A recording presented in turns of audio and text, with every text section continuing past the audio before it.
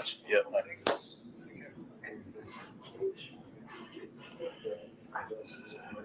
TV.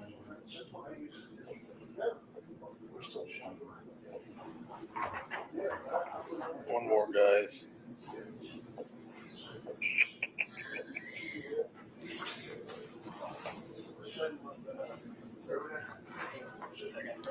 Hey there, this is Dean in Memphis, Tennessee. Hello, sending you a mic check. Testing 1, 2, 3, 4, 5, 6, 7, 8, 9, 10. 1, 2, 3, 4, 5, 6, 7, 8, 9, 10. You're on a 22nd. Oh, okay. That's fine. That's fine.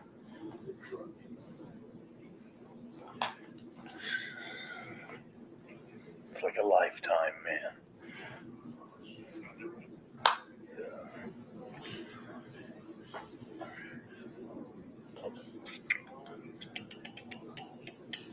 Testing 1, 2, 3, 4, 5. Testing 1, 2. Okay, thanks, man. See ya. Thank you. Bye.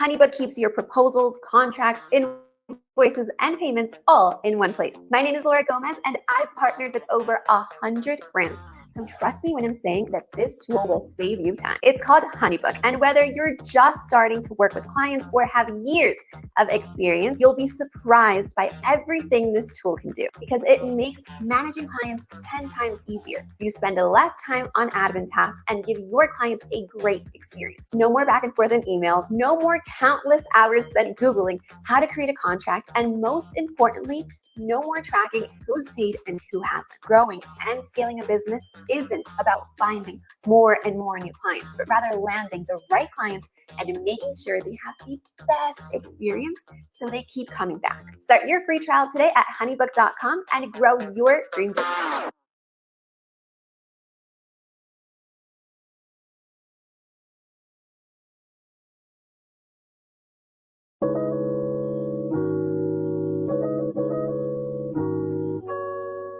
Page 459, Project 2025 would resurrect a law from the 1800s called the Comstock Act to ban abortion nationwide and jail healthcare providers.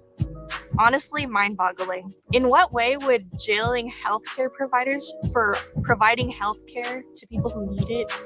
In what world would that be okay? A law from the 1800s? These people just want to push us further and further back.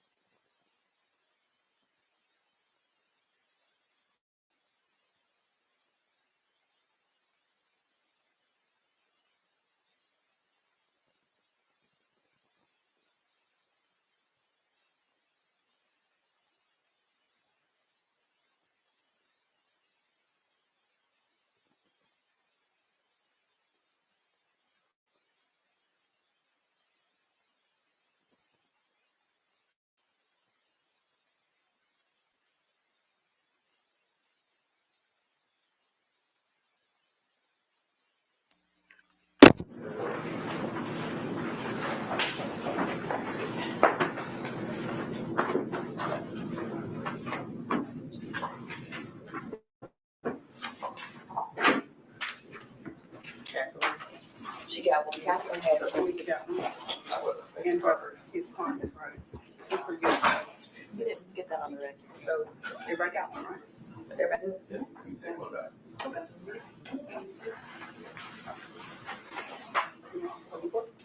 All rise. Hear ye, hear ye, hear ye. The Sound of Division of Criminal Court 10. The 30th Judicial District of the State of Tennessee is now open for the transaction of business pursuant to adjournment. All persons having business with this court draw near, give attention, and ye shall be heard. The Honorable Judge Jennifer Johnson Mitchell presiding. You may be seated. Good morning.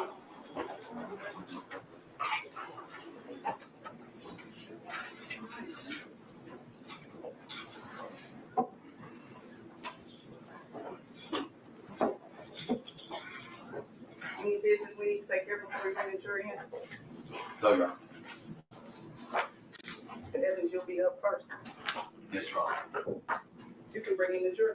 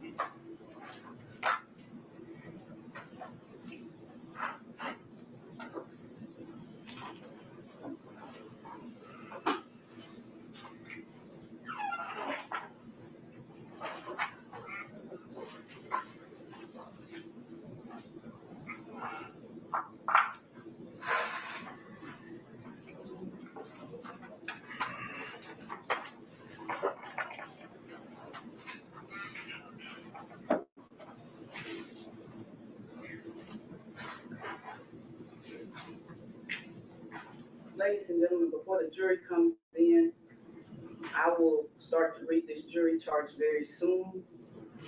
There will be no movement during the charge. The door will be locked. Nobody will enter and nobody will exit. It's going to take me about 15, 20 minutes to read this charge. So if you don't feel like you're going to be able to sit still during this time frame, please exit now. Thank you.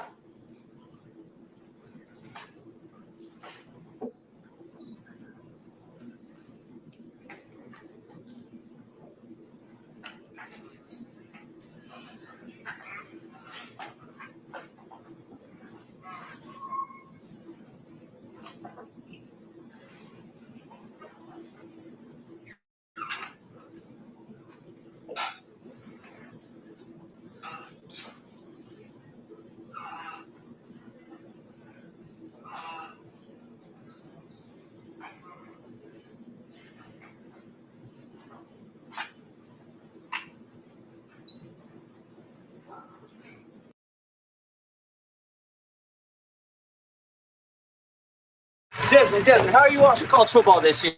ESPN on Sling, for sure. Come on, bro. That is your copy. Feel free to write on it. I have the official copy here that will go back with you to the jury room. I cannot write on this copy, but feel free to make any notes that you'd like to make, and any changes that I have to make that I see that need to be made will be made on the official copy. State of Tennessee versus Justin Johnson. Members of the jury. The evidence in this case has been completed, and it is now my duty to instruct you as to the law. After I instruct you as to the law, the state and the defense may present their closing arguments. The law applicable to this case is stated in these instructions, and it is your duty to carefully consider all of them. The order in which these instructions are given is no indication of their relative importance. You should not single out any one or more of them to the exclusion of another, or others, but should consider each one in light of and in harmony with the others. Duties of the court and the jury. The law makes it the duty of the court to charge the jury the law relative to the case on trial, and the duty of the jury to carefully consider all of the evidence delivered to them in the trial and under the law given them by the court, render their verdicts with absolute impartiality. No sympathy or prejudice by the jury. You can have no prejudice or sympathy or allow anything but the law and the evidence to have any influence upon your verdicts. You must render your verdicts with absolute fairness and impartiality as you think justice and truth dictate. The indictment in this case is the formal written accusation charging the defendant with the crimes. It is not evidence against the defendant and does not create any inference of guilt. Statements and rulings of the court. At times during the trial, I have ruled upon the admissibility of evidence. You must not concern yourself with these rulings. Neither by such rulings, these instructions, nor any other remarks which I have made, do I mean to indicate any opinion as to the facts or as to what your verdicts should be. Statements and arguments of counsel. Statements, arguments, and remarks of attorneys are intended to help you in understanding the evidence and applying the law, but they are not evidence. If any statements were made by the attorneys in this trial at any time that you believe are not supported by the evidence, you should disregard them. Along these lines, the opening and closing arguments of the attorneys are likewise not evidence. You must base your decision in this case on the evidence that was actually presented in this court, not on the statements of attorneys. Furthermore, the questions the lawyers ask the witnesses are not evidence. You should not think that something is true just because one of the lawyers asks questions that assume or suggest that it is true. Jury, judges of facts and law. You are the exclusive judges of the facts in this case. Also, you are the exclusive judges of the law under the direction of this court. You should apply the law to the facts in deciding this case. You should consider all of the evidence in light of your own observations and experiences in life. Presumption of innocence. The law presumes that the defendant is innocent of the charges against him. This presumption remains with the defendant throughout every stage of the trial and is not overcome unless all the evidence in the case you are convinced beyond a reasonable doubt that the defendant is guilty. Burden of proof.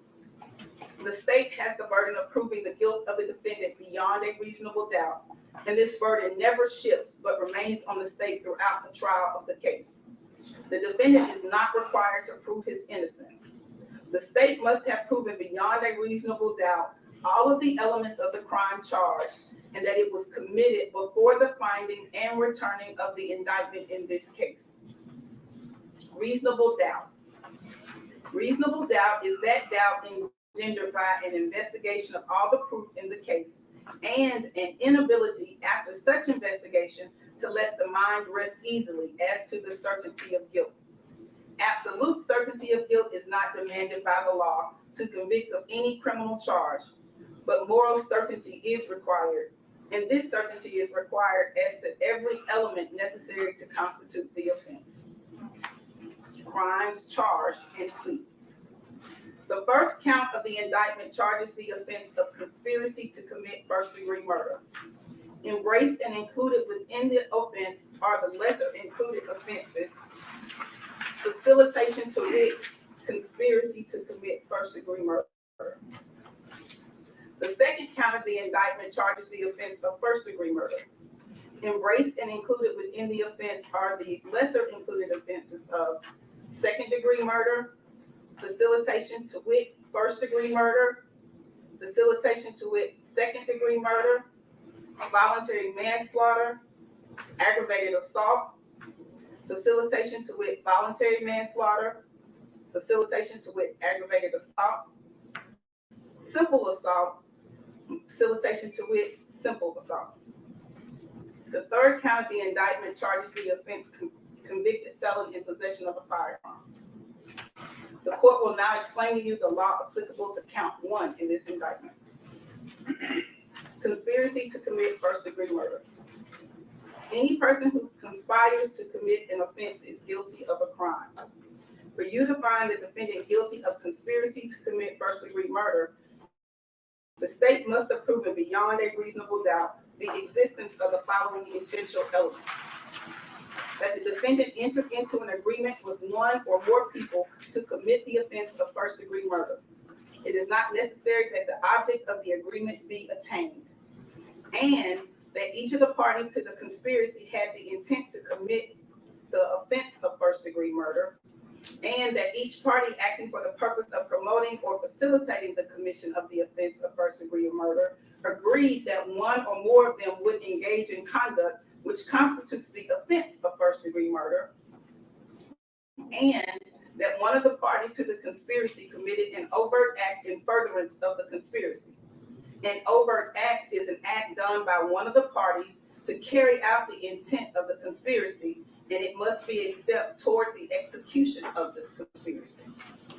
Intent means that a person acts intentionally when it is the person's conscious objective or desire to cause the death of the alleged victim.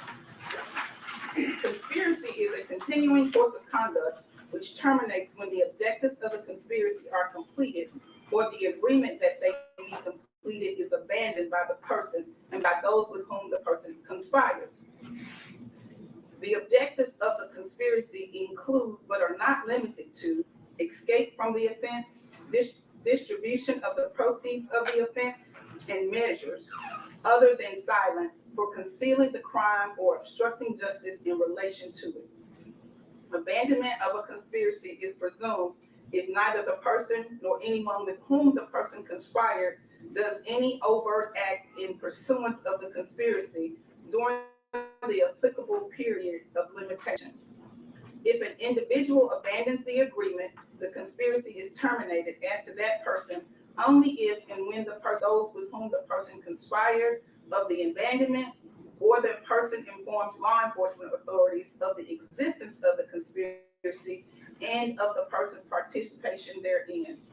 However, mere presence is not sufficient to support a conviction. Facilitation to wit, conspiracy to commit first-degree murder. Any person who commits the offense of facilitation to wit, conspiracy to commit first-degree murder is guilty of a crime. For you to find the defendant guilty of this offense, the state must have proven beyond a reasonable doubt the existence of the following essential elements.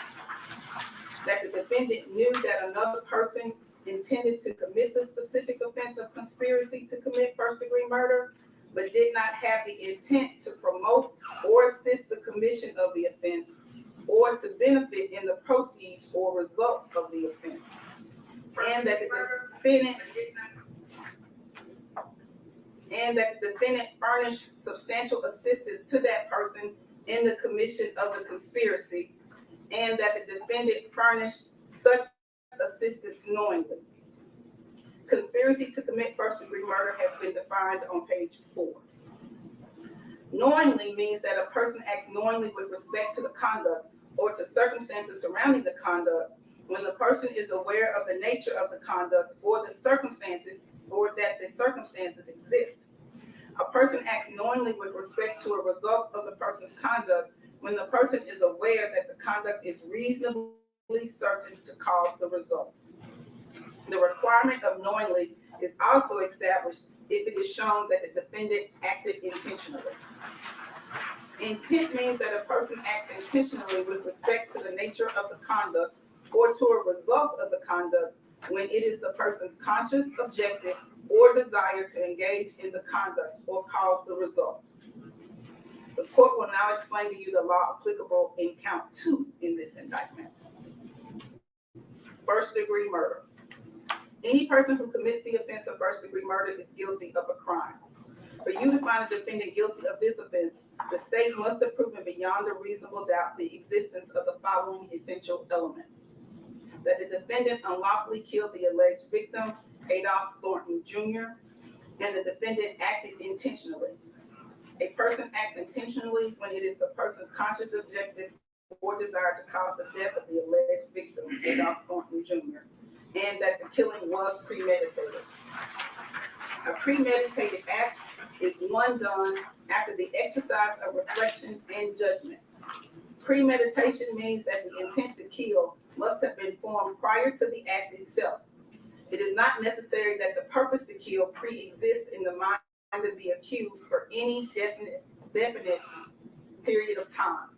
The mental state of the accused at the time he allegedly decided to kill must be carefully considered in order to determine whether the accused was sufficiently free from excitement and passion as to be capable of premeditation.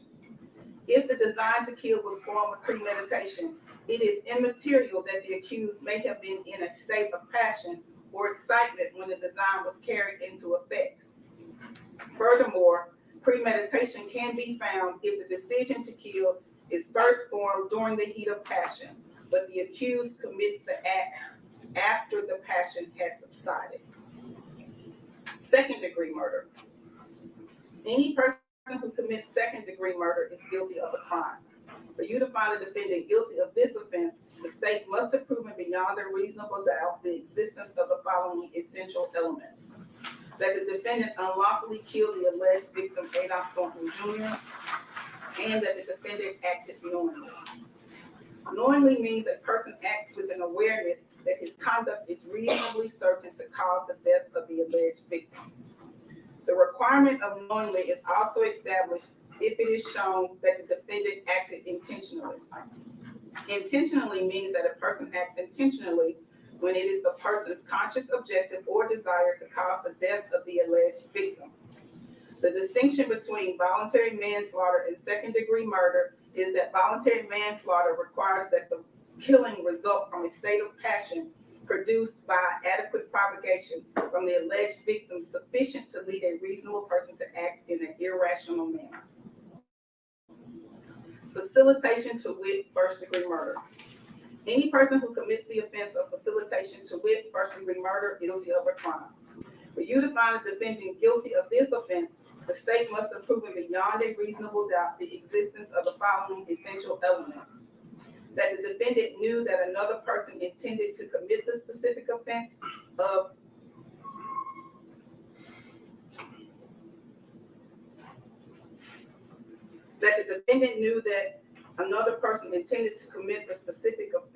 first-degree murder, but did not have the intent to promote or assist the commission of the offense or to benefit in the proceeds or results of the offense.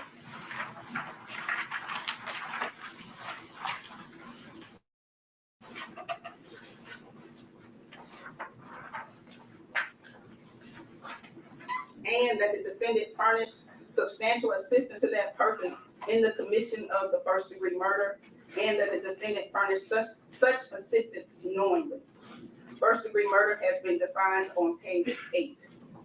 Knowingly means that a person acts knowingly with respect to the conduct or to the circumstances surrounding the conduct when the person is aware of the nature of the conduct or that the circumstances exist. A person acts knowingly with respect to a result of the person's conduct when the person is aware that the conduct is reasonably certain to cause the result. The requirement of knowingly is also established if it is shown that the defendant acted intentionally. Intent means that a person acts intentionally with respect to the nature of the conduct or to a result of the conduct when it is the person's conscious objective or desire to engage in the conduct or cause the result. Facilitation to wit second-degree murder. Any person who commits the offense of facilitation to wit second-degree murder is guilty of a crime.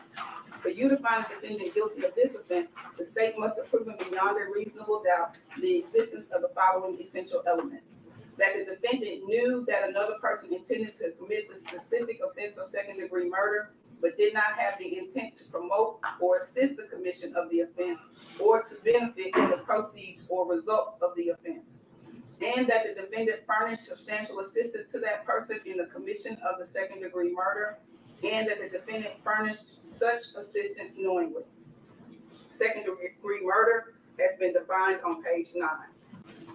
Knowingly means that the person acts knowingly with respect to the conduct or to circumstances surrounding the conduct when the person is aware of the nature of the conduct or that the circumstances exist. A person acts knowingly with respect to a result of the person's conduct when the person is aware that the conduct is reasonably certain to cause the result. The requirement of knowingly is also established if it is shown that the defendant acted intentionally. Intent means that a person acts intentionally with respect to the nature of the conduct or to a result of the conduct when it is the person's conscious objective or desire to engage in the conduct or cause the result. Voluntary manslaughter. Any person who commits voluntary manslaughter. We know we need more affordable housing in Wisconsin, and I think our legislature listened. We spent over $500 million to incentivize the creation of more affordable housing in Wisconsin, so people have the ability to live the American dream, to buy their home, and to build their equity. BuiltRight's anniversary sale is a big deal, and so are the savings. As a 96-year-old locally and family-owned furniture and mattress store, we're saying thank you. Get an extra 15% off our Sufficient to lead a reasonable person to act in an irrational manner. Passion means any of the human emotions known as anger, rage, sudden resentment, terror, or similar emotions, which renders the mind incapable of cool reflection. Knowingly means that a person acts with an awareness that his conduct is reasonably certain to cause the death of the alleged victim. The requirement of knowingly is also established if it is shown that the defendant acted intentionally. Intentionally means that a person acts intentionally when it is the person's conscious objective or desire to cause the death of the alleged victim. The distinction between voluntary manslaughter and second-degree murder is that voluntary manslaughter requires that the killing result from a state of passion produced by adequate provocation from the alleged victim sufficient to lead a reasonable person to act in an irrational manner. Aggravated assault. Any person who commits the offense of aggravated assault is guilty of a crime. For you to find the defendant guilty of this offense, the state must have proven beyond a reasonable doubt the existence of the following essential elements: that the defendant intentionally or knowingly caused bodily injury to another, and that the act resulted in the death of another. Bodily injury includes a cut, abrasion, bruise, burn, or disfigurement, and physical pain or temporary illness or impairment of the function, bodily member, organ, or mental faculty. Knowingly means that a person acts knowingly with respect to the conduct or to circumstances surrounding the conduct when the person is aware of the nature of the conduct or that circumstances exist. A person acts knowingly with respect to a result of the person's conduct when the person is aware that the conduct is reasonably certain to cause the result. The requirement of knowingly is also established if it is shown that the defendant acted intentionally. Intentionally means that a person acts intentionally with respect to the nature of the conduct or to a result of the conduct when it is the person's conscious objective or desire to engage in the conduct or cause the result. Facilitation to wit, voluntary manslaughter. Any person who commits the offense of facilitation to wit, voluntary manslaughter, is guilty of a crime. For you to find the defendant guilty of this offense, the state must have proven beyond a reasonable doubt the existence of the following essential elements: that the defendant knew that another person intended to commit the specific offense of voluntary manslaughter, but did not have the intent to promote or assist the commission of the offense or to benefit in the proceeds or results of the offense, and that the defendant furnished substantial assistance to that person in the commission of the voluntary manslaughter, and that the defendant furnished each such assistance knowingly. Voluntary manslaughter has been defined on page 13. Knowingly means that a person acts knowingly with respect to the conduct or to circumstances surrounding the conduct when the person is aware of the nature of the conduct or that the circumstances exist. A person acts knowingly with respect to a result of the person's conduct when the person is aware that the conduct is reasonably certain to cause the result. The requirement of knowingly is also established if it is shown that the defendant acted intentionally. Intent means that a person acts intentionally with respect to the nature of the conduct or to a result of the conduct when it is the person's conscious objective or desire to engage in the conduct or cause the result. Any person who Facilitation to wit aggravated assault. Any person who commits the offense of facilitation to wit aggravated assault is guilty of a crime. For you to find the defendant guilty of this offense, the state must have proven beyond a reasonable doubt the existence of the following essential elements: that the defendant knew that another person intended to commit the specific offense of aggravated assault, but did not have the intent to promote or assist the commission of the offense or to benefit in the proceeds or results of the offense, and that the defendant furnished substantial assistance to that person in the commission of the aggravated assault, and that the defendant furnished such assistance knowingly. Aggravated assault has been defined on page 14. Knowingly means that a person acts knowingly with respect to the conduct or to circumstances surrounding the conduct when the person is aware of the nature of the conduct or that the circumstances exist. A person acts knowingly with respect to a result of the person's conduct when the person is aware that the conduct is reasonably certain to cause the result. The requirement of knowingly is also established if it is shown that the defendant acted intentionally. Intent means that a person acts intentionally with respect to the nature of the conduct or to a result of the conduct when it is the person's conscious objective or desire to engage in the conduct or cause the result. Simple assault. Any person who commits a simple assault upon another is guilty of a crime. For you to find the defendant guilty of this offense, the state must have proven beyond a reasonable doubt the existence of the following essential elements: that the defendant caused bodily injury to another, and that the defendant acted either intentionally, knowingly, or recklessly. Facilitation to wit simple assault. Any person who commits the offense of facilitation to wit simple assault is guilty of a crime. For you to find the defendant guilty of this offense, the state must have proven beyond a reasonable doubt the existence of the following essential elements: that the defendant knew that another person intended to commit the specific offense of simple assault, but did not have the intent to promote or assist the commission of the offense or to benefit in the proceeds or results of the offense, and that the defendant furnished substantial assistance to that person in the commission of the simple assault, and that the defendant furnished such assistance knowingly. Simple assault has been defined on page 18. Knowingly means that a person acts knowingly with respect to the conduct or to the circumstances surrounding the conduct when the person is aware of the nature of the conduct or that the circumstances exist. A person acts knowingly with respect to a result of the person's conduct when the person is aware that the conduct is reasonably certain to cause the result. The requirement of knowingly is also established if it is shown that the defendant acted intentionally.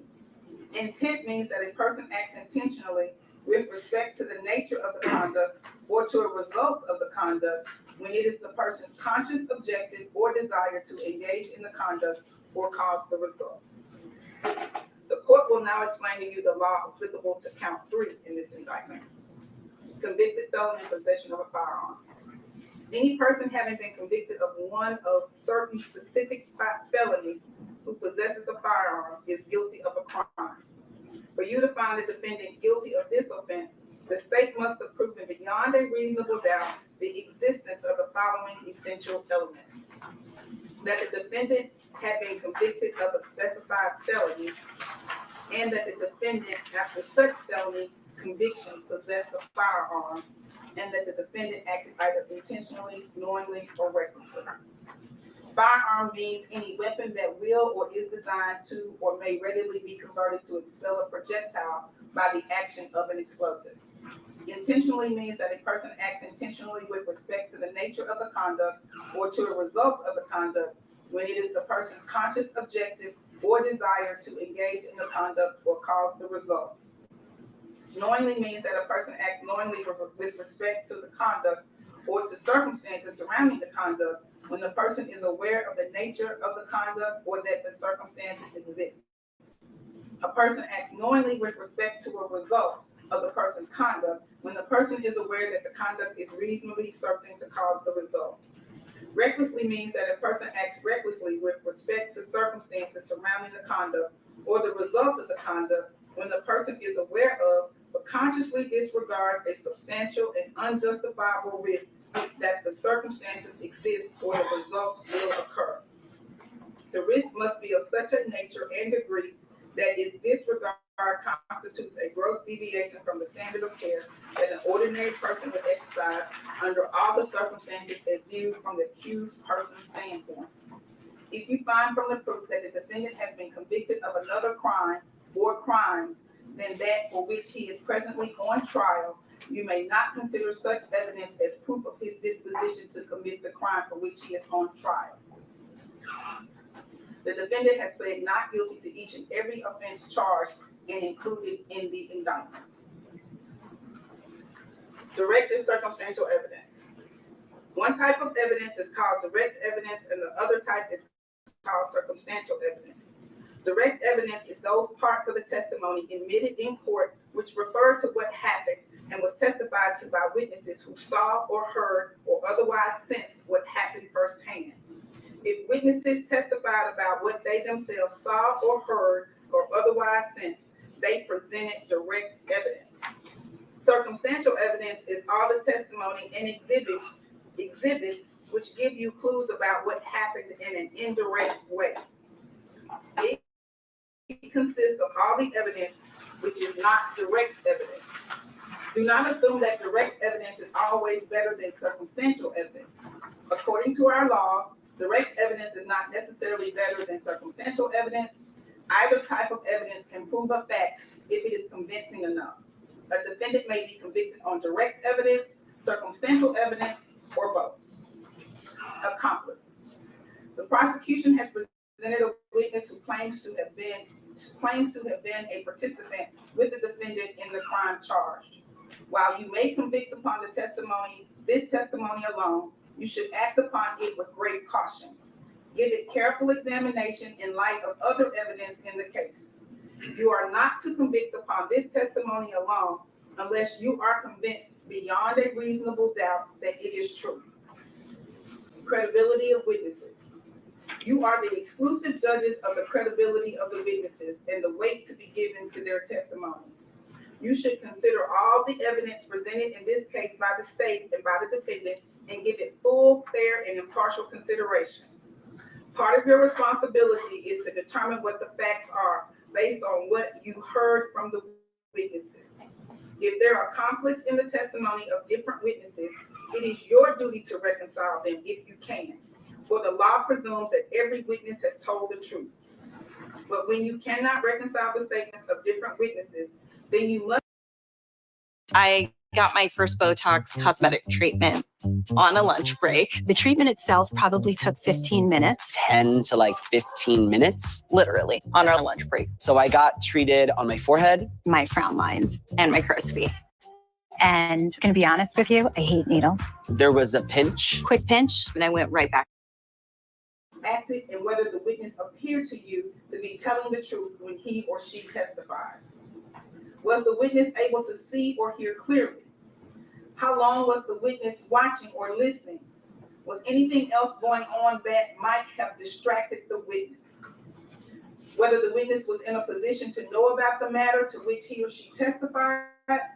In other words, how well could the witness see or hear what he or she testified he or she saw or heard? Whether the witness's statements were consistent and how believable the statements were. Whether the witness had a motive to testify truthfully or to testify untruthfully. And any proof presented of the witness's reputation for telling the truth. All in all, how reasonable does the witness's testimony seem when you think about all the other evidence in the case? Another factor for you to consider in evaluating a witness's testimony is whether the witness has made material statements at some point before he or she testified, which are different from his or her testimony at trial. However, unless entered as a numbered exhibit by the court and allowed to be taken by you back to the jury room when you deliberate, proof of any prior different statement may be considered by you only for the purpose of determining if the witness is telling the truth at trial. The contents of the prior inconsistent statement are not to be considered as proof in the trial. Another factor for you to consider in evaluating a witness's testimony is whether the witness's testimony during cross-examination appeared to be contradictory, unreasonable, and improbable. However, immaterial or minor discrepancies or differences should not affect the believability of a witness unless it should plainly appear that the witness has willfully testified falsely. Criminal responsibility for conduct of another.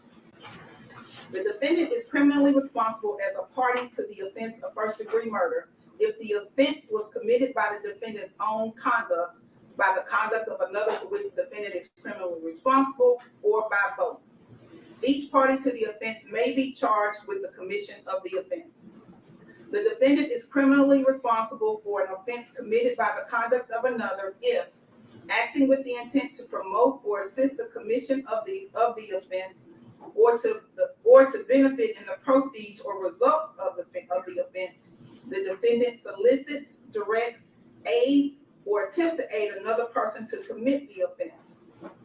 Intent means that the person acts intentionally with respect to the nature of the conduct or to the results of the conduct when it is the person's conscious objective or desire to engage in the conduct or cause the result. To find a defendant criminally responsible for the acts of another, it is not necessary that you find the defendant was present or that the defendant took a physical part in the crime. Encouragement of the principal offender is sufficient. However, mere presence during the commission of the offense is not sufficient to support a conviction. Absent material witness. When it is within the power of the state or the defendant to produce a witness who possesses peculiar knowledge concerning facts essential to that party's contention and who is available to one side at the exclusion of the other, and the party to whom the witness is available fails to call such witness, an inference arises that the testimony of such witness would have been unfavorable to the side that should have called or produced such witness. Whether there was such a witness and whether such an inference has arisen is for you to decide, and if so, you are to determine what weight it shall be given. This inference does not apply to the defendant because he has a lawful right not to testify, and his failure to testify cannot be considered for any purpose against him, nor can any inference be drawn from such fact. Defendant not testifying. The defendant has not taken the stand to testify as a witness, but you shall place no significance on this fact. The defendant is presumed innocent, and the burden is on the state to prove his guilt beyond a reasonable doubt. He is not required to take the stand in his own behalf, and his election not to do so cannot be considered for any purpose against him, nor can any inference be drawn from such fact. Stipulation. A stipulation is an agreement between the parties. The parties have stipulated that certain matters of fact are true. They are bound by this agreement, and in your consideration of the evidence, you are to treat these facts as proved. The parties have entered into two stipulations. The parties have stipulated that Adolph Thornton Jr. was a living person who is now deceased, and an autopsy was performed to substantiate these facts. The parties have also stipulated to the fact that the defendant, Justin Johnson, is a convicted felon, previously convicted on May 2nd of 2017 in Division 8 of the Criminal Court of Shelby County. Flight. The flight of a person accused of a crime is a circumstance which, when considered with all the facts of the case, may justify an inference of guilt. Flight is the voluntary withdrawal of oneself for the purpose of evading arrest or prosecution for the crime charged. Whether the evidence presented proves beyond a reasonable doubt that the defendant fled is a question for your determination. The law makes no precise distinction as to the manner or method of flight. It may be open, or it may be hurried or concealed departure, or it may be a concealment within the jurisdiction. However, it takes both a leaving the scene of the difficulty and a subsequent hiding out, evasion, or concealment in the community or leaving of the community for parts unknown to constitute flight. If flight is proved, the fact of flight alone does not allow you to find that the defendant is guilty of the crime alleged. However, since flight by a defendant may be caused by a consciousness of guilt, you may consider the facts of flight. If flight is so proven, together with all the other evidence when you decide the guilt or innocence of the defendant. On the other hand, an entirely innocent person may take flight, and such flight may be explained by proof offered or by facts and circumstances of the case. Whether there was flight by the defendant, the reasons for it, and the weight to be given to it are questions for you to determine. Multiple counts, finding of each required. The crime charged in each count of the indictment is a separate and distinct offense. You must decide each charge separately on the evidence and the law applicable to it. The defendant may be found guilty or not guilty of any or all of the offenses charged. Your finding as to each crime charged must be stated in your verdict. Jury deliberation and unanimous verdict. The verdicts must represent the considered judgment of each juror. In order to return a verdict, it is necessary that each juror agree thereto. Your verdicts must be unanimous. It is your duty as jurors to consult with one another and to deliberate with a view to reaching an agreement if you can do so without violence to individual judgment. Each of you must decide the case for yourself, but do so only after an impartial consideration of the evidence with your fellow jurors. In the course of your deliberations, do not hesitate to re-examine your own views and change your opinion if convinced it is erroneous. But do not surrender your honest conviction as to the weight or effect of the evidence solely because of the opinion of your fellow jurors or for the mere purpose of returning a verdict. Notes. If you have been taking notes in this case, these notes are for your individual use only, and you should not use your notes directly or indirectly, explicitly or implicitly, to persuade other jurors as to the accuracy of your notes. They should not be shown to others, nor compared, nor referred to in any way as authority, but should be used privately only by you as an aid to your individual memory. Deliberation, order of consideration. In reaching your verdict, you should first consider the offense charged in the indictment. If you unanimously find the defendant guilty of that offense beyond a reasonable doubt, you shall return a verdict of guilty for that offense. If you unanimously find the defendant not guilty of that offense or have a reasonable doubt of the defendant's guilt of that offense, you shall then proceed to consider whether or not the defendant is guilty of the next lesser included offense in order from greatest to least within that count. You shall not proceed to consider any lesser included offense until you have first made a unanimous determination that the defendant is not guilty of the immediately preceding greater offense, or you unanimously have a reasonable doubt of the defendant's guilt of that offense. If you have a reasonable doubt of the guilt of the defendant as to all offenses charged and included in that count, you shall return a verdict of not guilty and proceed to the next count. That is the law, ladies and gentlemen. We will now proceed with closing arguments.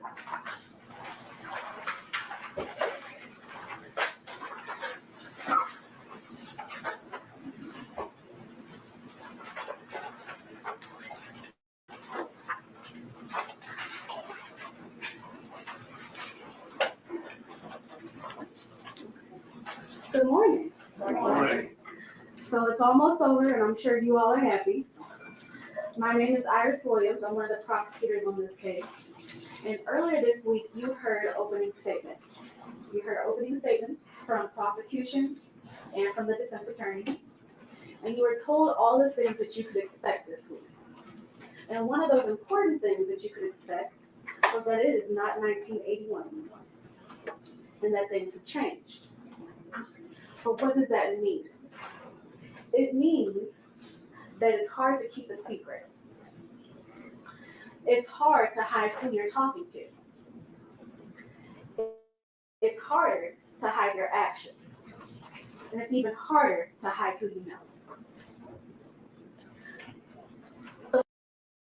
At Wisconsin Virtual Academy, we're proud to offer families across the state an education tailored to their needs. With engaging online classes, we promise to support students no matter where they are, who they are, or what they need. Our state-certified teachers provide the instructional support your child needs to learn and pursue their individual goals. And as a virtual public charter school for grades K through 12, learning is tuition-free to Wisconsin students. Apply today to join the thousands of students who have turned to Wisconsin Virtual Academy for a safe and enriching learning environment.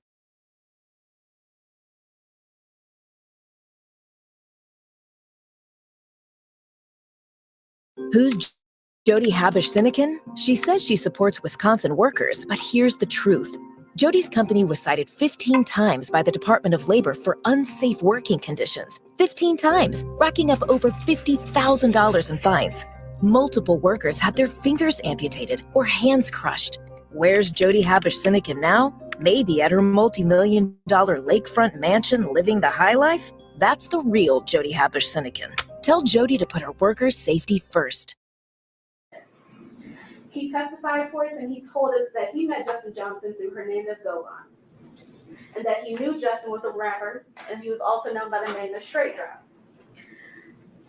So Smith had known the defendant for a couple of months, and they hung out a couple of times before the murder.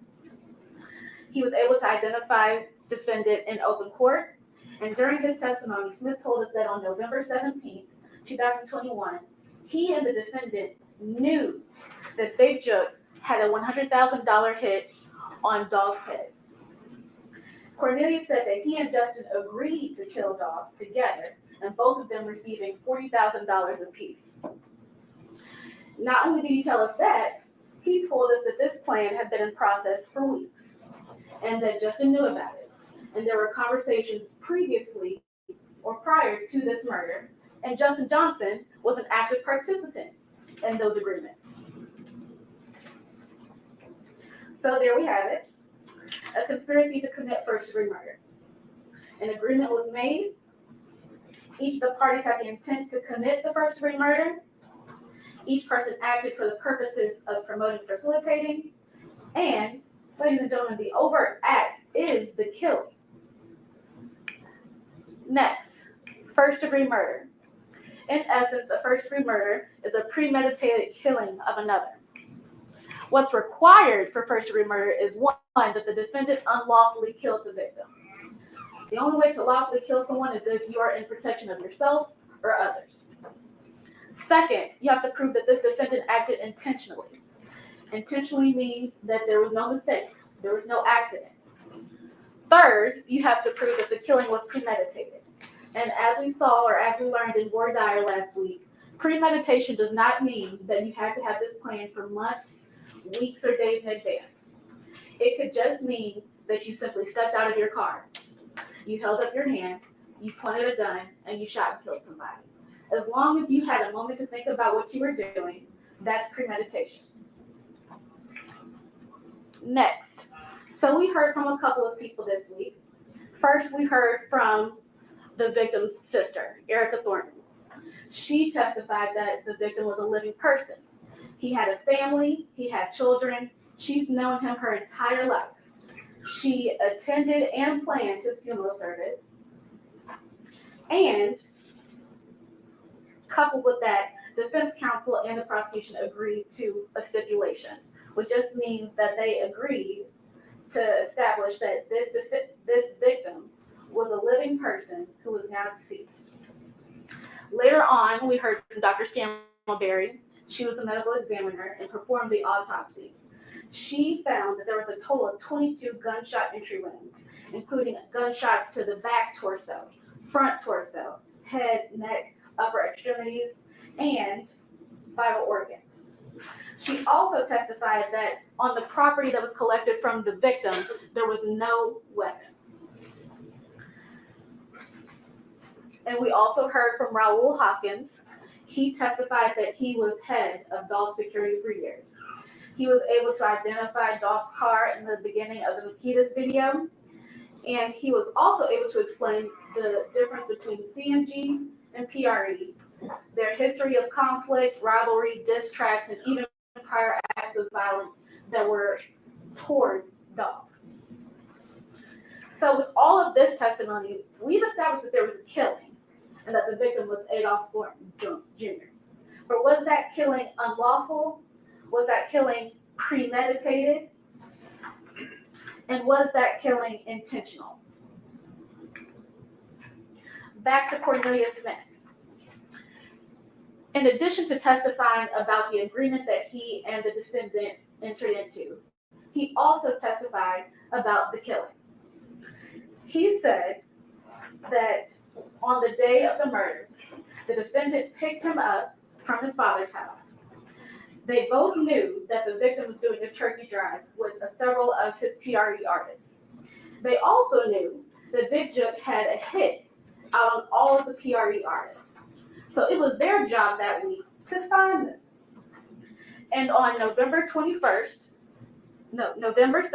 2021, Cornelius Smith and Justin Johnson were on their way to a turkey drive in Westwood. As they were about to turn the corner, they saw a familiar car cross the intersection, which happened to be Dolph's car. Cornelius tells us that they followed the car, made a loop onto a back street, and then entered the Makita's parking lot. And this happened, I want to say, about 30 seconds after Dolph and his brother arrived at Makita's. Cornelius Smith was able to point out himself in that video and the defendant in that video. And he said that both of them were the shooting suspects in that video. The second suspect that got out of the car was wearing a black hoodie, gray pants, black shoes with white soles, and a Bass Pro hat. The same clothing that defendant Justin Johnson was seen in as he was exiting his apartments at the Crosstown Concourse.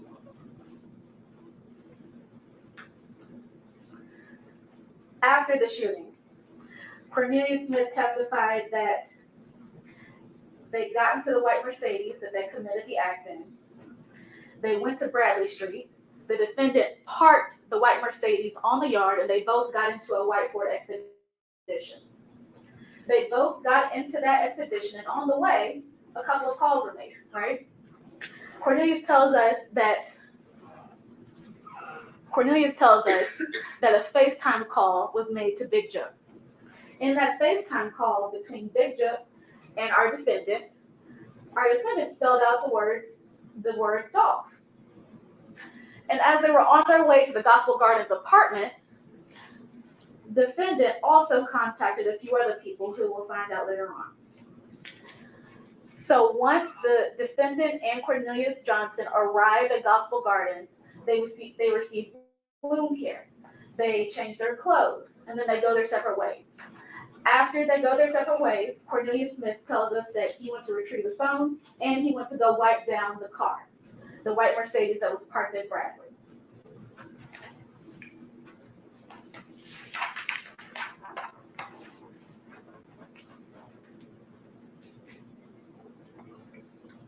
Okay.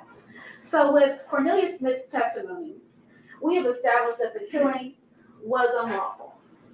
There was no evidence to show that this defendant was in fear, was protecting himself, or was protecting someone else. We also established that it was intentional. It's not an accident. You didn't mistakenly follow someone's car into Makita's parking lot and then shoot them. We also established that it was premeditated. They knew about this hit beforehand, and they committed this hit. So if that wasn't enough for you, we heard from some other people. We heard from Kirsten Gardner. He testified that he was present during the time that the defendant was able to get possession of the white Mercedes that the act was committed in. Kirsten Gardner was at the Valero gas station in the early hours of November 17th, 2021. Next, let me go back to Kirsten Gardner. After he testified that, he told us that he didn't know anything about what was happening the next day, or a few hours after the cars were switched. Similarly, Jamarcus Johnson didn't know anything either. He just knew that he needed a ride. And his brother, Justin Johnson, could provide that for him. So he got his car, the rental car, and he took his cell phone. He fielded his calls, posted on his social media, and checked his emails. After Jamarcus Johnson, we heard from Sergeant Dabney. He was able to tell us about the 4 different bullet casings that were present at the murder scene. .40 caliber, attributable to a handgun. .762, attributable to an assault rifle that Cornelius Smith had. .223, attributable to a semi-automatic that Marcus Thornton probably would have had. And a 9mm casings found inside the store, which could be attributable to the handgun that Marcus Thornton had inside the store. That first one, though, the .40 caliber attributable to a handgun, was in the hand of the suspect with the Bass Pro hat. So, Sergeant Dabney also recovered the surveillance footage from Nikita's and Gospel Gardens, showing the suspect in the same clothing that the defendant was in as he was leaving his apartment at 10:49 a.m. that morning. The timestamps on Gospel Garden and Nikita's coincide with the times defendant's phone accessed those towers. We heard from Special Agent Garner, who summarized that the defendant's phone accessed a tower that provided coverage to the Valero gas station at 3:17 a.m. Around the same time that Gardner said that he saw the defendant take possession of that white Mercedes at the Valero gas station. The defendant's phone also accessed towers that provided coverage for the area of 2370 Airways Boulevard, which is our murder scene. And it accessed those towers during the times of the murder. I have diabetes and I have to take insulin 2 times a day. Eric Hovey would allow insurance companies to deny coverage for pre-existing conditions. You become obese, your health care is going to cost more. There should be consequences to those personal choices. What a jerk. A .world domain name that immerses, inspires possibility, and welcomes. Own your world at name.com/world. Sergeant Browning said that this defendant's device placed an outgoing call to Anthony Mims at 12:25:40 p.m. on November 17, 2021.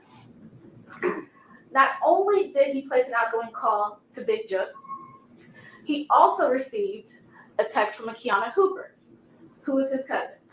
She texted him an address of 4752 Haven Court.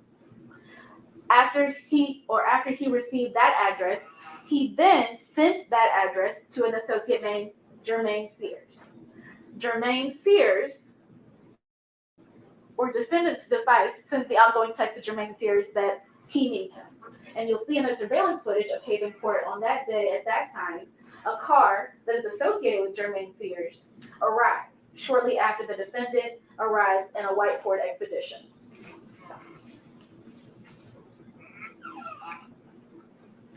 So the next thing, convicted felon in possession of a firearm. The 3 things that we have to prove beyond a reasonable doubt is that 1, this defendant was a convicted felon or convicted of a specified felony.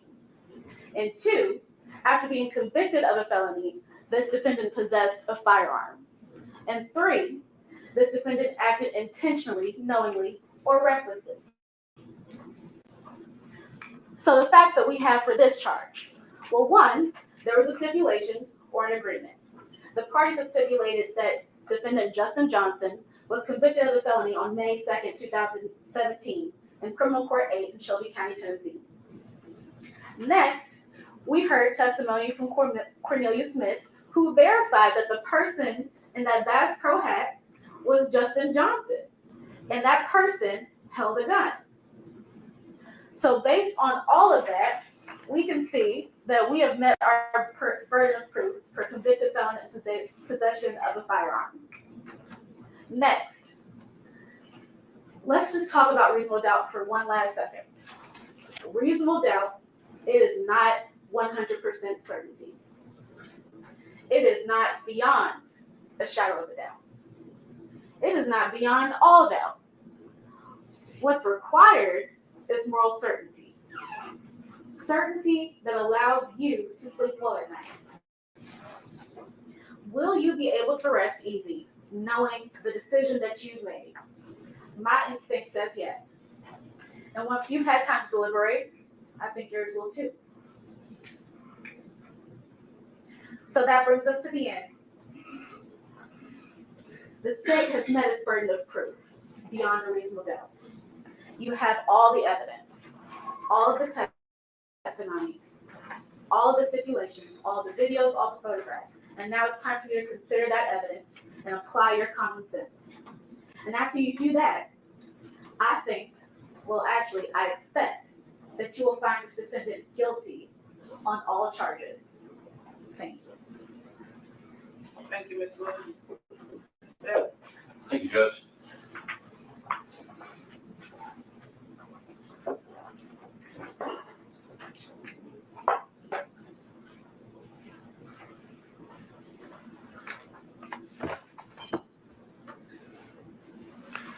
It's good to see y'all again.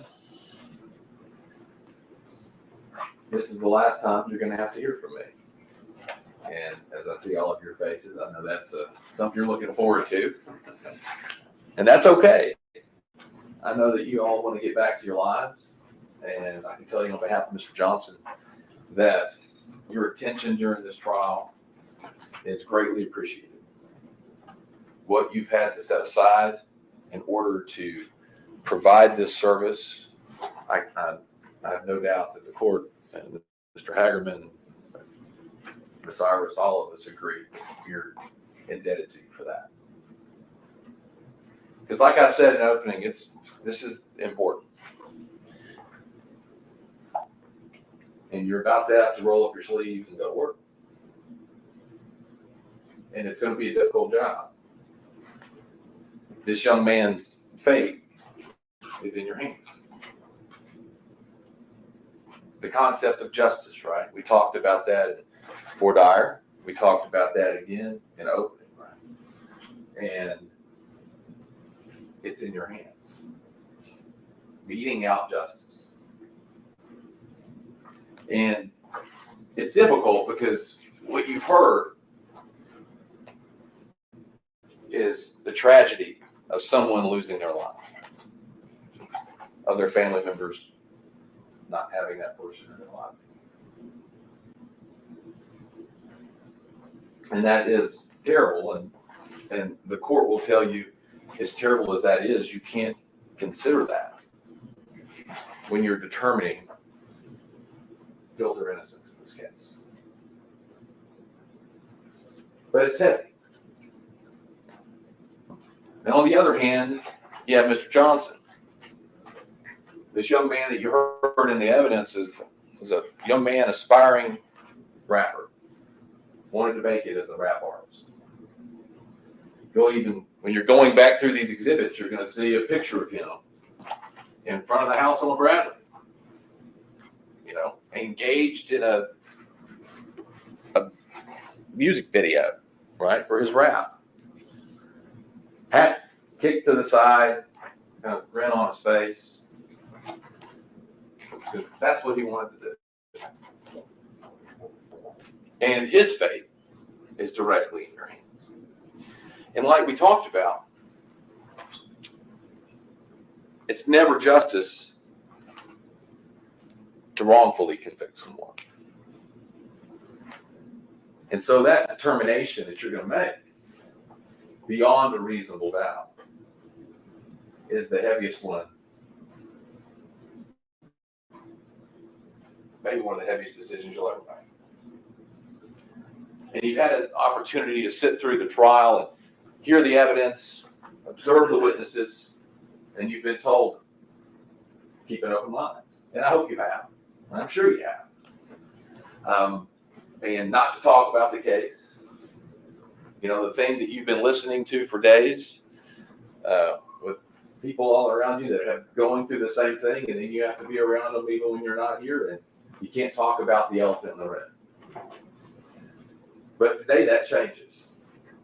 And not only are you allowed to talk about it, the judge has instructed you that you have to talk about it. and to engage in deliberations meaningfully, to listen to one another, to review the evidence that you've heard, to talk about it, and render a decision. But to the degree you're working together, what you never have to do is abandon your conscience. Now, I don't mean conscience like Cornelia Smith, that conscience, right? Because I don't think he really meant that when you heard from him. He said, oh, the reason I decided to tell the truth is I got a conscience. And we all know that's not the type of thing you're dealing with. You take that more seriously. You mean it. He did it.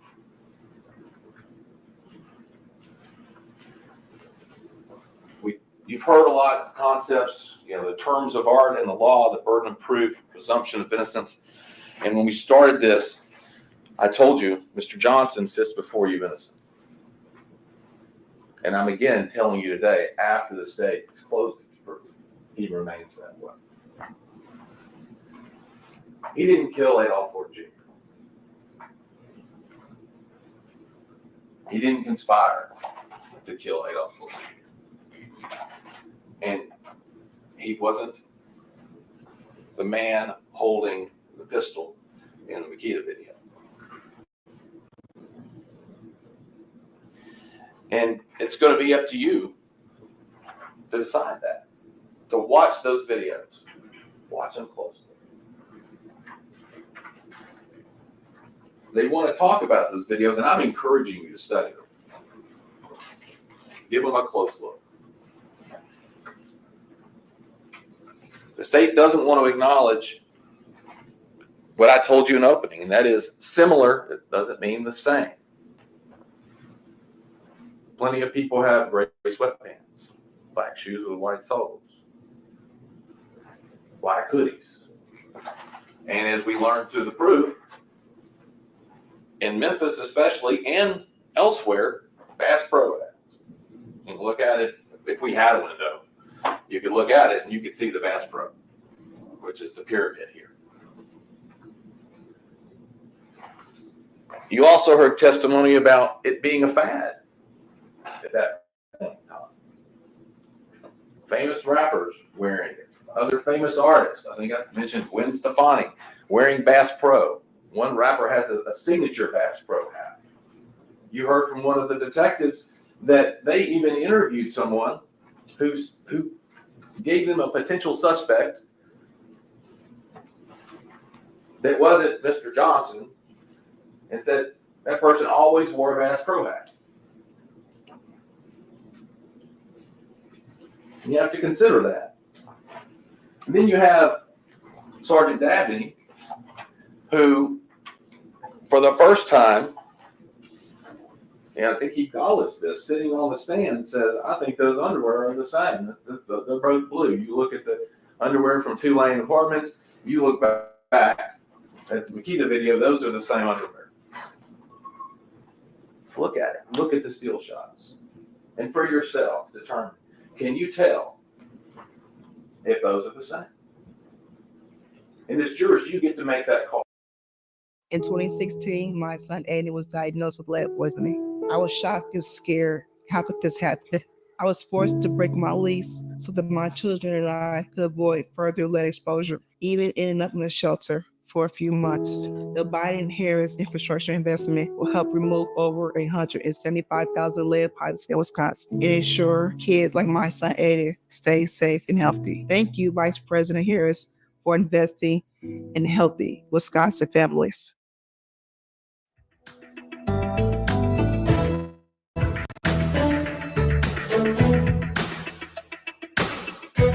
You are trespassing. Please leave the area. This area is under video surveillance and you have been recorded.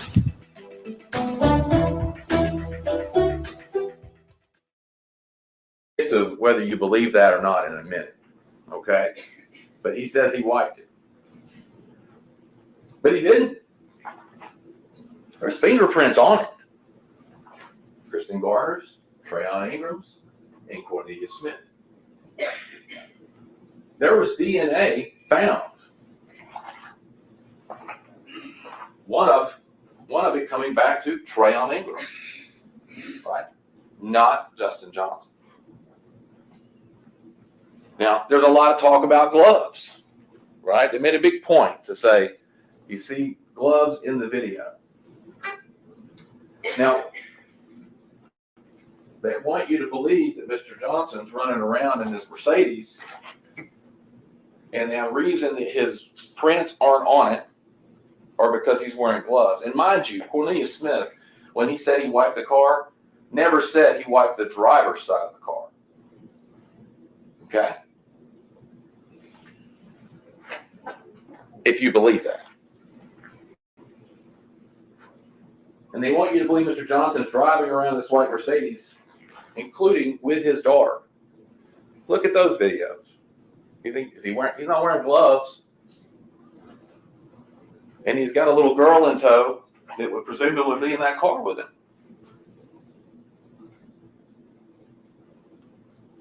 No DNA recovered. None.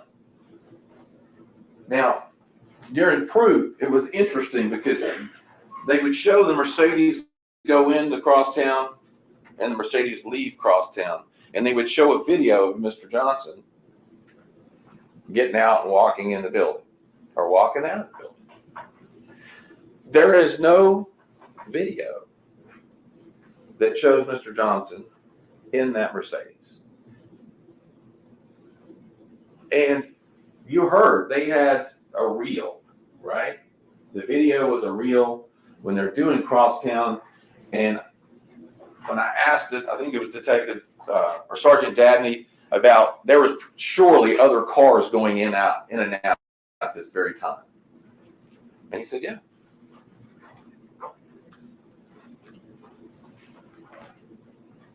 But you have to ask yourself, was Justin Johnson ever in that Mercedes? So let's go to Kristen Garner. Kristen Garner gets up here and tries to tell you that. He tries to say he didn't know the car was stolen, that Trayon was driving around in the car. And at first, he acts like, even under questioning from Mr. Hagerman, that he wasn't even present when the car was exchanged, because he tries to say, well, Trayon told him. And if you recall, Mr. Hagerman had to kind of go back at him. I think he said something like, I can't tell you that. And then he eventually started answering some questions. You also remember that this is the same guy that went into law enforcement and said, I've never been in that car. I don't know a guy named Justin Johnson other than on Instagram. He's a rapper. And then suddenly he starts evolving through the story. Still lying to law enforcement. He even looks at the video of himself, right, pumping gas, and goes, that's not me in the video. And he's like, okay, it's me. But they're trying to tell you Justin Johnson's at the Valero gas station, right, when he's pumping gas. Where is he? Now, they want you to believe that this shadowy figure up in the right, top corner was Justin Johnson.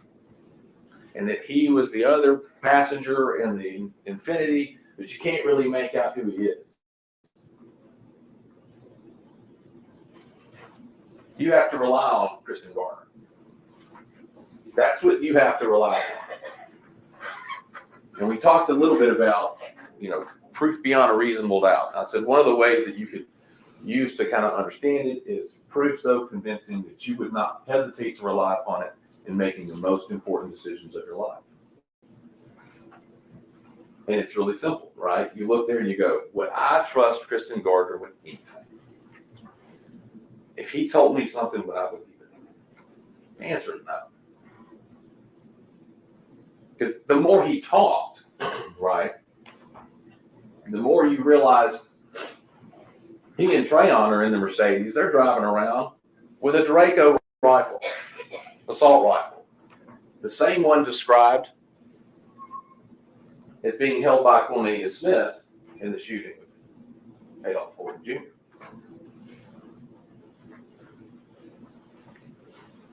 Their prints are in the car.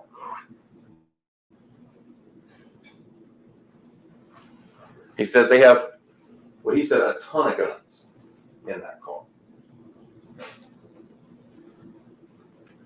And then he starts talking about how he's related to Dolph, and they were trying to dump the car before, right? And he's reaching out to Dolph's people to try to get rid of a car, which is the reason why after this happened, immediately, day after, he's calling Trayon going, my name's in this. My name's in this. Why would his name be? And B, why couldn't he just say, I don't have anything to do with this?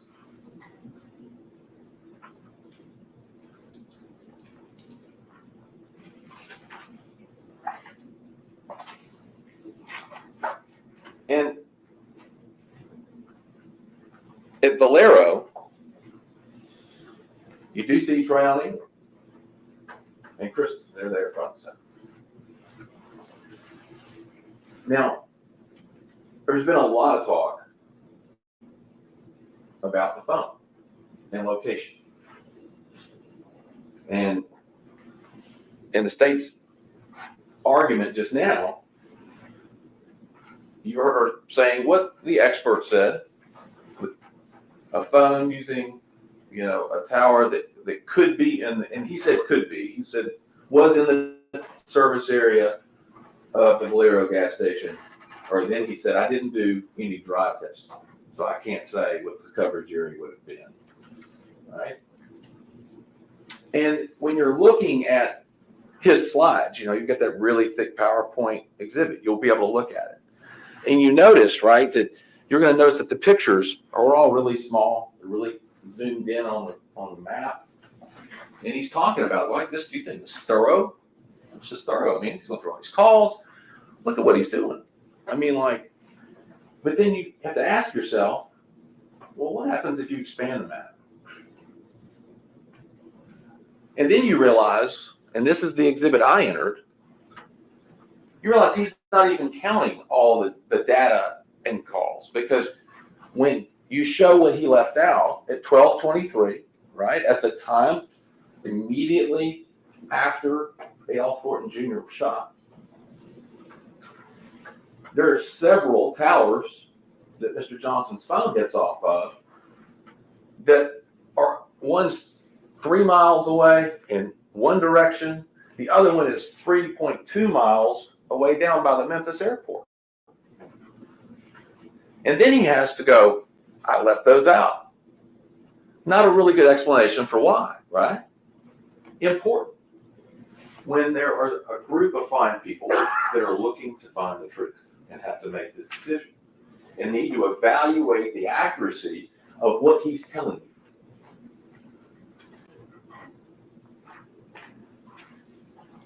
And then you realize that when you talk about coverage areas and where things are in relation to these phones, somebody could be anywhere in a 3-mile radius, either any direction. And then you have to go, what is it? What does it show us? How did that help? How does that make you any more certain of someone's presumed location at a given point in time? Because he said it's not an exact science, and I'm not here to tell you that I can pinpoint where he is. And I didn't do drive testing, and I don't know. The next available tower is what a cell phone normally would look for. But also, I can't even tell you if the towers were down at the time. That could make a difference. That could put you further out. I couldn't tell you if they were down for maintenance, if they were overburdened. And he said, look, if the tower's real busy, it'll direct you to the next tower. But what it doesn't establish is that Justin Johnson was involved in the conspiracy to kill Adolph Thornton. It doesn't establish that he killed Adolph Thornton or possessed a firearm.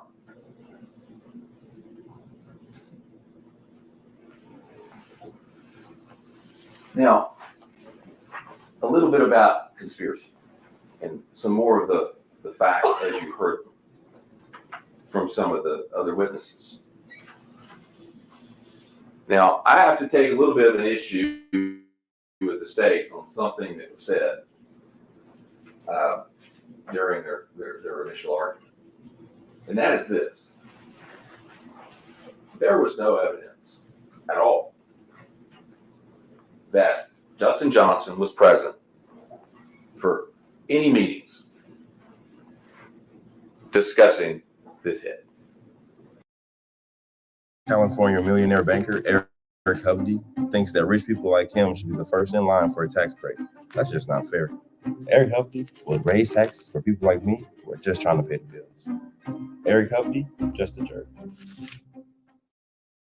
The Tonight Show, you can't turn the fun off. The Tonight Show's delivered laugh out loud fun for 10 years strong. That kid's going all the way. You have a very honest face. And Jimmy Fallon makes the job look easy.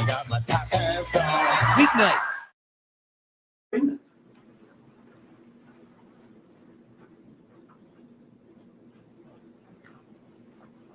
He wasn't there.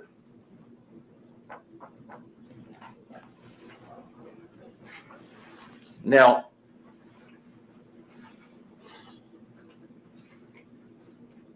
you get to Mr. Smith. The court has already instructed you about accomplice testimony and is already warning you that when you're considering that, you have to use caution. Now, you also have to apply the credibility factors that are in the jury instructions, but they're not an exhaustive list, right? Like we talked about in voir dire.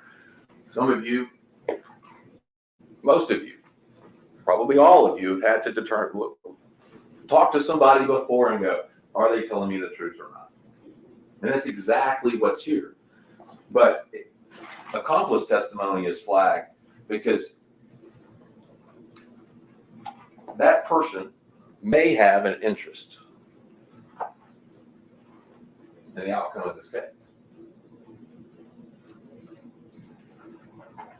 And you go, what is that interest? Well, Cornelius Smith, number one, told him. He had to admit, he didn't want to admit it, but he's meeting with the state. He's hoping to get a benefit on his own sentence. He's supposed to be telling the truth. But he's writing his sisters at the exact same time that he's meeting with the government, or the state rather, and telling them, I didn't do this, I'm just lying to get the deal. I'm just lying to get the deal. Now, is that his conscience, like he wanted to say? No. That's him telling his family. Why would he lie to his sisters? If he had a conscience, right? If he had done this out of the sense of, I did this awful thing, I feel awful, I've got to accept responsibility and tell the truth. No. But you remember, and it was kind of an interesting moment when he was testifying, because at one point he says, oh, that's not lying. I was gaming. Gaming's not lying. And the unfortunate part of all this is he's gaming everybody, including trying to game y'all. That's the problem. And he thinks he's going to walk. I mean, and the only person in this case who got paid for this. Remember, there is no proof whatsoever that Justin Johnson got a penny. Cornelius Smith got $50,000 for a lawyer for killing Adolph Thornton and didn't have to give it back.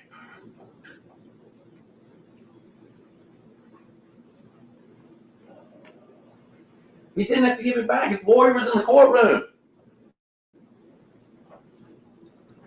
And I asked him, I said, you remember, I said, how could you? You didn't give it back. You grew a conscience. What's going on with you? And he went, well, I did it. Service is rendered, right?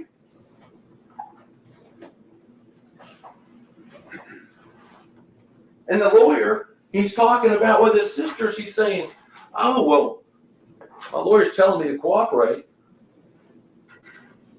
I'm walking. I'm not doing it unless I can walk. Now, he was asked by Mr. Hagerman, have I ever told you you're not going to have to go to prison? And he said, no, you haven't. But you have to keep in mind two things, right? At the time he was giving all this information that made him valuable to come in here and talk, he thought he was getting out.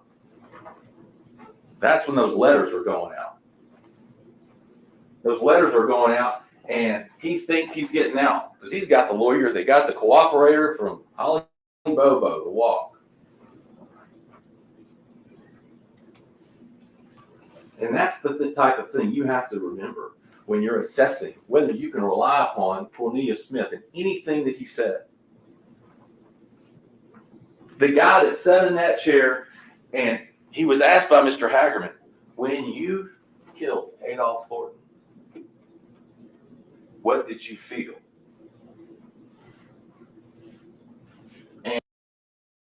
I'm Tammy Baldwin, and I approve this message.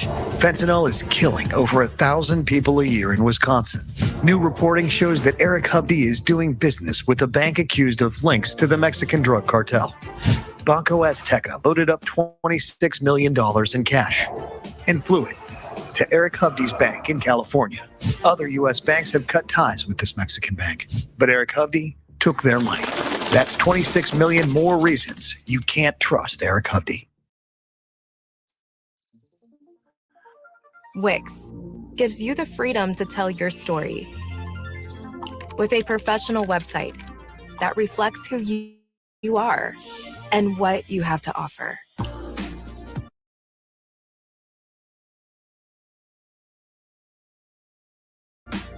Customize every element of your website. Well, two things. One, that's not what Mr. Smith originally said to law enforcement. He said that Chrysler 300 came twice, and then Mr. Justin Johnson wasn't anywhere inside.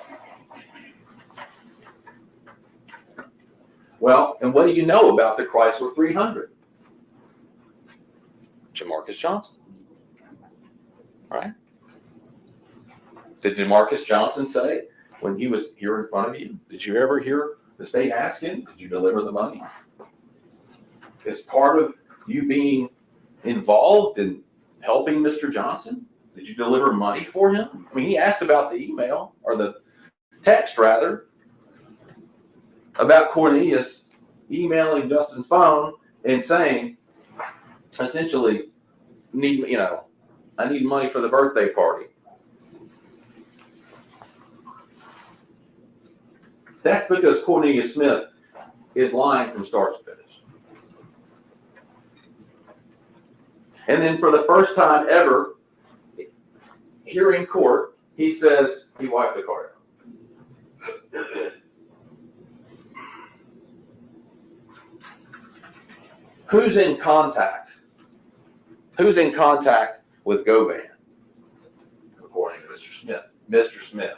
Who's not in contact with Govan? Mr. Johnson. Did you hear anything about that?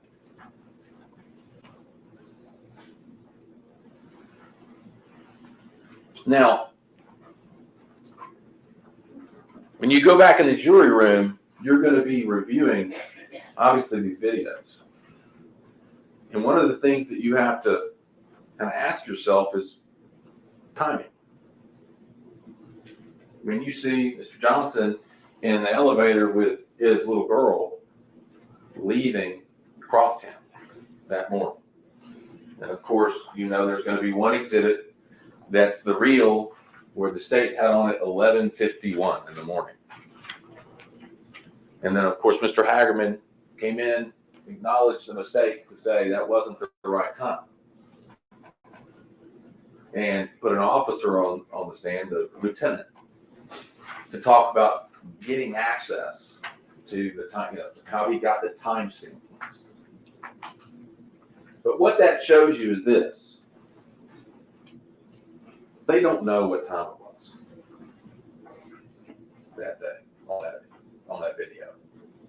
They don't know.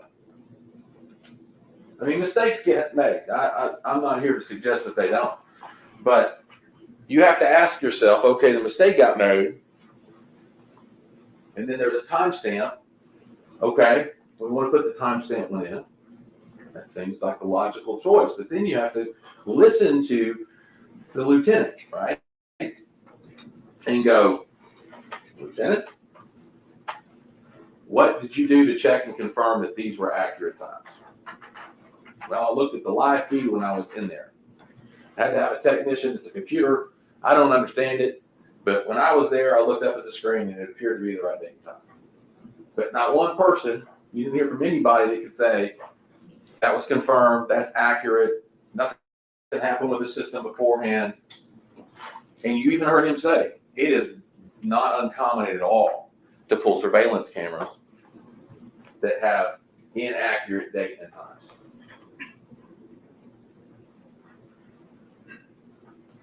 Because you have to ask yourself about timing.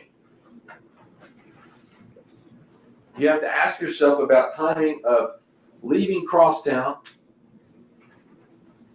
Mr. Johnson presumably going all the way to Whitehaven, if he's in that Mercedes and dropping his daughter off, right? And he said 20 minutes, something like that. Then he's supposedly driving all the way back to Wild Rose, 20 minutes, thereabouts, to pick up Cornelia Smith. They got to leave, then turn around and go to Bradley and go back to the white truck, all right? And then get out and be in front of the Makita Cookie at 12:21. Now, that part of common sense and your everyday experiences, what does that tell you about going one place to the other, right? Takes longer, right? If you're stopping places, if you got to park, if you're presumably dropping a child off, there's going to be some kind of a exchange of a child, maybe a discussion with a person, and you build all that in. That's a lot of time. And I would submit to you that one of the reasons that became an issue is about correcting that time is when the state realized that I was asking questions about a witness and asking him how long it would take to get from point A to point B to here to here to here. Because when you do the math and it's 11:51, it doesn't work. It doesn't work. And all this about Bradley, even the exchange of the Mercedes for the Infiniti, the dropping of the Mercedes at Bradley and picking up the SUV, whether somebody cleaned the Mercedes or didn't, who moved the Mercedes to the backyard, all of that, according to Cornelia Smith, should have been captured on Hernandez Govan's home security system, right? He said Govan had a security system directly facing Bradley because that's why when he decided that he was going to go wipe the car down, either the day it happened or the day after, he couldn't quite remember, he texted Govan and said, he was coming through there because he didn't want Govan to mistake him for somebody trying to come up on him.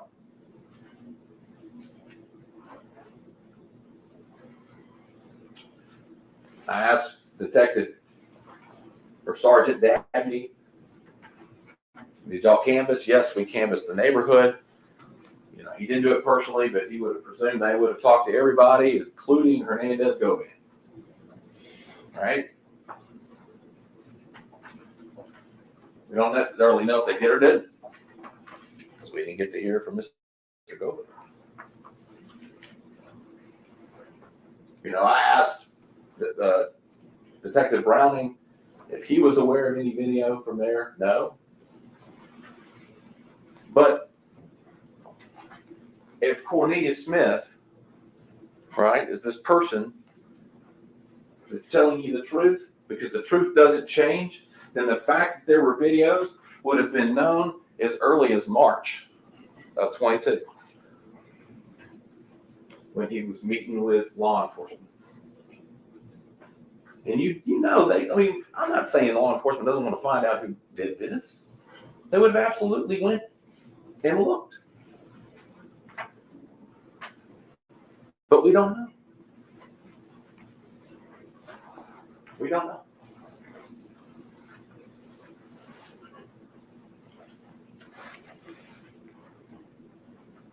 And there's a lot that you should know that you don't. Because there's a material witness that should have been called by the state that wasn't called. Hernandez Govan. And maybe some of you sat through this and thought, I want to hear what he has to say.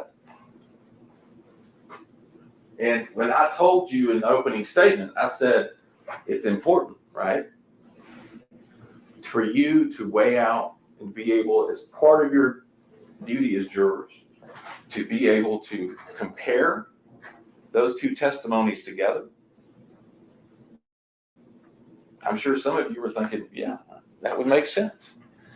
I know we talked about that in Board IR, about getting two people to talk to kind of differentiate. You know, some of you that may have been a teacher, talking about that is one of the ways that you try to figure out who's telling the truth, who isn't. But you weren't able to do that. You weren't able to do that. You were deprived of that. And to be clear, as you heard about Hernandez Govan, he was cooperating in this investigation. He met with law enforcement on at least 2 occasions pursuant to a proffer agreement, which meant he was allowed to go in and give information and not have his words used against him later.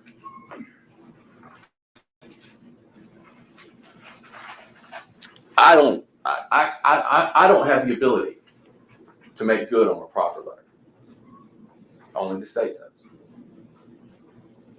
I don't have the ability to wave a magic wand and give him a reduced sentence if he comes in and testifies for me.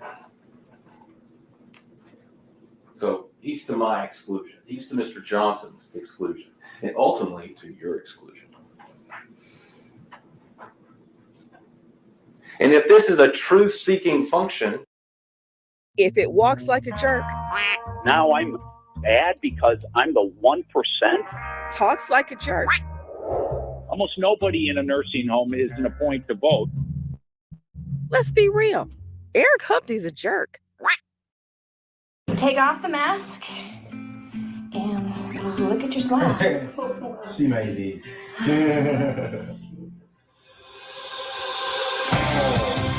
Whoa. That is out. Oh my gosh, man. It looks so good. Oh, I didn't know that was going to look this good. Are you serious? Look amazing, man. This look amazing. I mean, I didn't think it was going to look this good. This might be the best one y'all done ever did. Remember, I said that.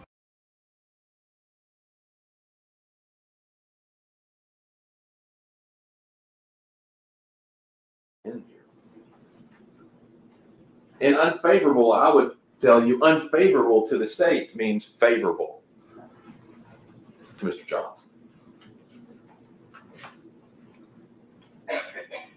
And knowing that,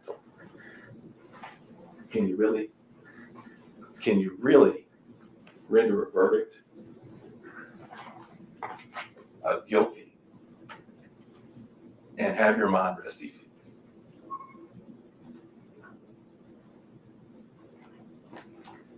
And not walk away and go, I just don't know if I did the right thing.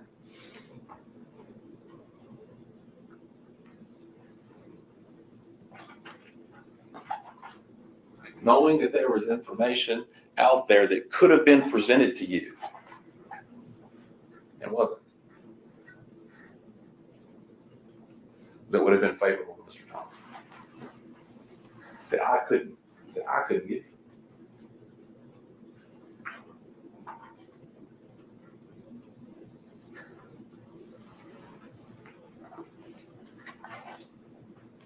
Can you be morally certain in that instance?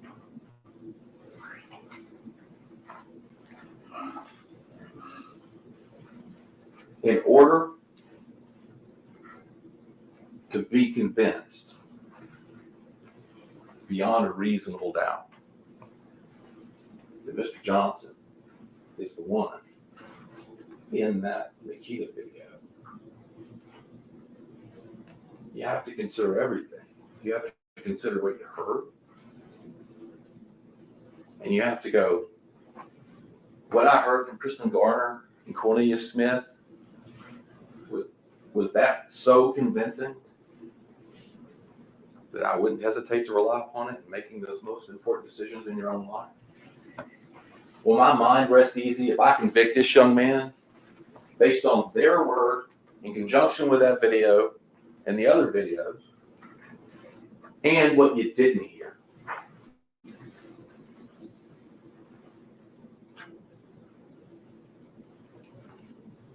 The answer is no.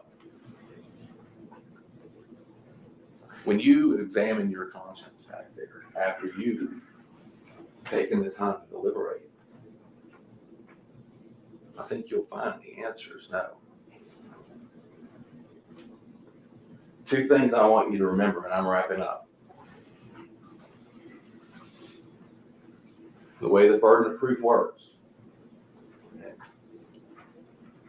You've heard the statement, right? They ain't got nothing to prove. You may say that to somebody. I ain't got nothing to prove here. Justin Johnson, he doesn't have anything to prove here. They do. And we've all heard the term benefit of the doubt. Right? Everybody likes to give somebody the benefit of the doubt. You are legally prohibited from giving the state the benefit of the doubt. You can't carry their water for them.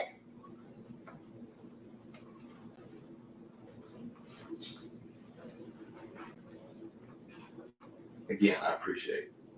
This is, as I said, last time I get to speak to you. The state's going to get one more opportunity to talk to you this morning. They get the last word. That's how the system's set up. But it has been my honor to represent Mr. Johnson in this case. It's been my honor to present this case before you all. And thank you so much. Thank you, Mr. Mayor.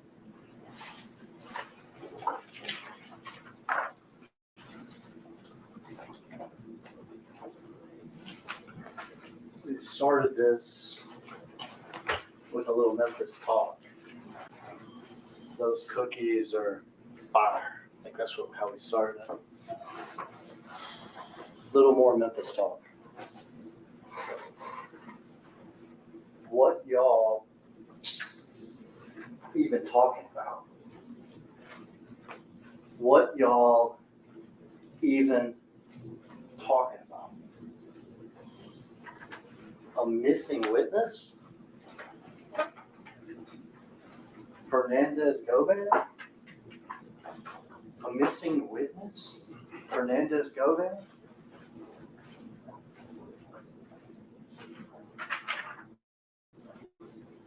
absent material witness, and the defense wants to say that is Hernandez Govan. What do we know about Hernandez Govan? He's a defendant in the case. He is charged with murder and conspiracy to murder, whether it's from television or whether it's in black and white at the bottom of that same instruction. A defendant has the right not to testify and incriminate himself. He is a defendant. He is not a missing witness. That would be insane. I could willy-nilly just start calling every defendant. And they just have to come in here, testify. That's crazy. It doesn't even work like that on television. It doesn't even work like that in black and white in front of you. That would be insanity, and that wouldn't be a legal system where you had a Fifth Amendment right. That would be an inquisition, is actually what they used to call it, where you didn't have that right not to come in court. So the idea that the defense would call a defendant who's charged with this crime an absent witness shows you how desperate it is. And then we'll talk about things in isolation. Look at Kirsten Gardner. I'm sure he knew that car was stolen. I'm sure he did too. Well, then how can you believe him? Or look at Cornelius Smith. I'm sure it's not his conscience that made him talk. I'm sure it's not either. He talked because he's caught. So don't believe him. So I made a mistake on one slide about the time, so it was corrected. So we can't believe video. You know, there's a word that actually exists because it's a thing. It's corroboration. It's corroboration is what they call it. Like, can you look at something somebody's saying and compare it to something else and then determine whether or not that person's telling the truth about it? Because that's how we should judge stuff. Did Kirsten Gardner know the car was stolen? I bet he did. Does he think Treon Ingram actually paid for it because of something? No, he didn't pay for the car. They're riding around with guns in a stolen car, and they're trading it with their buddy, Mr. Johnson. But how do we know that? Corroboration. Is there evidence that shows us that? Well, there's the Valero video, which shows something strange. Shows something strange. Shows Kirsten come up in the car and somebody else get in and drive off. Strange. Another little piece of corroboration. Where's Justin Johnson's phone at the time? Well, in the area of the Valero station. Can you say it's in the parking lot? No, you can't. But it's in the Valero, in the vicinity of the Valero station. Oh my God, is there something else? Yeah. And this is what is ignored throughout the entire talk we just heard. We don't just have towers. We just don't have cell phone towers.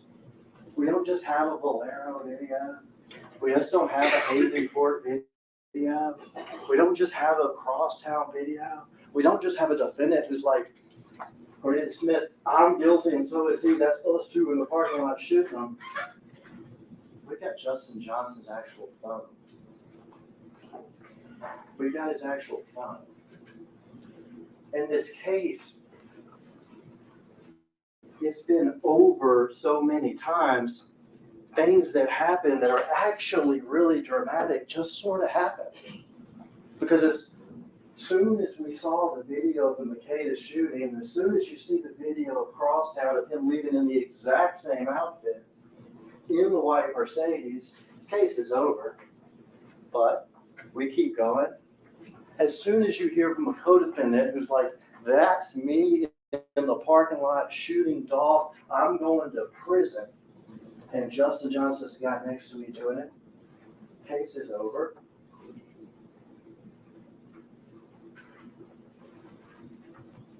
As soon as you see the Haven Court video, 40 minutes after the shooting of the two shooters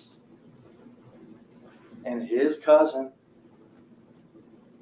case is over. But then things kept on happening. That if you didn't have all that proof, it would have even been more dramatic, or would have been dramatic. When they happened, I would see in your eyes a little thing, a little twinkle. We had his phone. And the night before, Introducing the Wisconsin Wayfinder Children's Resource Network. We offer streamlined connections to healthcare resources, and we serve children and youth with delays, disabilities, special healthcare needs, and mental health conditions. Located around Wisconsin, Children's Resource Guides are trained specialists. They can get answers, find services, and connect you to community resources in your region of the state. Connect with Wisconsin Wayfinder Children's Resource Network today. Call 877-WISC-WAY.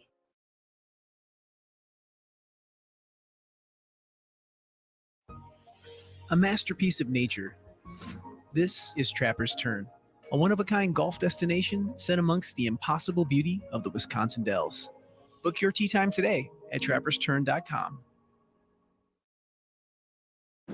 with literal pictures and locations,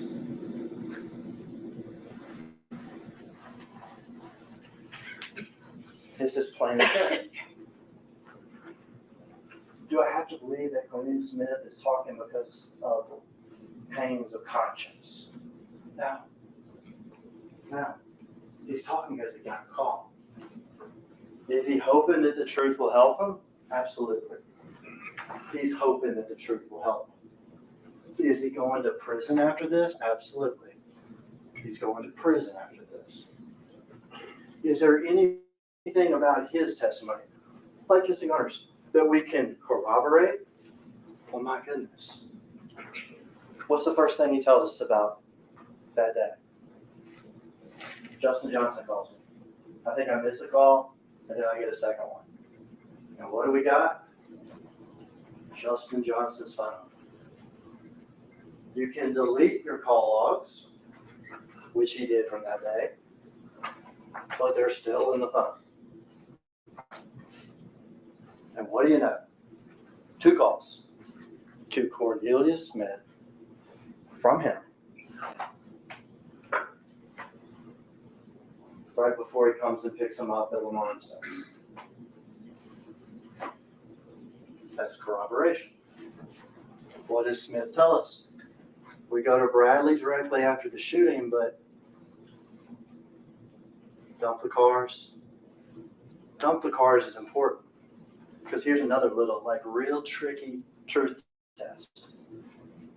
Justin's driving the white Mercedes. You see the video, of course, when he testifies to it. He says, we drive to Bradley. He hands me the keys to the Expedition. I jump out of the car. I get in the Expedition driving while Justin parks the car in the driveway or there on the front. Well, we know the white Expedition is also Justin's car. We're seeing it across town for testimony. What do we see at Haven Court? Cornelius says, from there we end up going to Justin's cousin's apartment. It used to be called the 2 Lanes, Gospel Gardens, the address on Haven Court. We see the white Expedition arrive. And who's driving? The white Expedition. Justin's car. Who's driving? The dude with the messed up shoulder and the messed up shirt. Cornelius Smith. I mean, how do you make that up? How do you make that up? They pull up at Haven Court with Cornelius Smith driving and Justin in the passenger seat, just like it had to happen, just like Cornelius Smith told you when he testified. We do the shooting, Justin's driving the white Mercedes, He hands me the keys to the expedition. We get to Bradley. I jump out. I get in the driver's seat of the expedition. Justin parks the Mercedes, jumps in, Haven Court. And what do you know? That's what we see. And what do you know? If you're lying, that detail is almost impossible to account for. Corroboration. We plainly see in the video, Haven Court. We plainly see them go inside. We plainly see Justin Johnson come out, meet this character in the Dodge Challenger, get some other clothes, get some bags, go in. We plainly see the Chevy Trax car, Angela Arnold, pick up Cornelius. We plainly see Justin get in his car, the expedition, and the two pull out. His testimony is corroborated over and over and over. And that's so incredibly important as we do trials. That's how we make decisions. Corroboration. That's why we have evidence. That's why we don't just call one witness and say it's over with. We put evidence in front of you. And one of those moments when this trial was just over again for the 5th time was when we were showing the slide from his phone, from Justin's phone. Cornelius says right after the shooting, Justin calls and then FaceTimes with somebody. He says it's a big joke. The guy that put the money down for this. Number 2 is C&G. Guy that put hits on the other artists too. Cornelius says it's a FaceTime. Spelling out Dolph with your hands.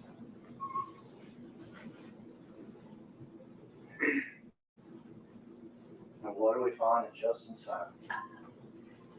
I mean, delete the stuff all day long. He did. Whole day. November 17th. Deleted all day long, but it's still in there. A call and FaceTime interaction with him. Justin Johnson with Big Joke. With Big Joke. Cornelius tells you. And there you see it in black and white. It's not 1981. No, that's true. Call on camera and everything else, but you're also walking around your pocket with a phone that you can delete a call on, but it's still there. The times you called Cornelius Smith that morning, still there. The time when you called and then FaceTime with Big Joke right after the murder of Dolph, still there. The videos from Haven Court that show you arriving, still there. The videos of Haven Court that see you changing clothes. Did he have enough time to do it? He didn't have enough time to do it. He left crossing at 10:51. He had over an hour and a half to go drop off his kid 20 minutes away and drive 10 minutes. Total trip probably take you 30 or 40 minutes. Yeah, you have enough time to do it. We saw him do it. Memphis Talk. All the times. All the times. Before the murder, we see him at Crosstown in the murder outfit. Similar clothing? No. Identical clothing. Patch on the legs. Bass Pro hat. Everything. Before the murder. The Mercedes. Similar Mercedes? No. Back end damage, just like we saw in the video. During the murder, again, caught on video. White Mercedes, back end damage. The exact same clothing across town. Looks like him. Right-handed like him. Gloved up, like Cornelius said. Driving away from the murder. Who you calling? Who you texting? Big Joke. Caught before. Caught during. and then caught after at Haven Court. Video of them arriving and leaving. Caught before, during, and after. That's called being caught all the times. All the times. He is literally caught before, during, and after. Caught all the times. And then what does he do? Then what do we have? Another Methodist phrase. Get on down. Get on down. Cross town the last video. Packing my suitcases to head out of town.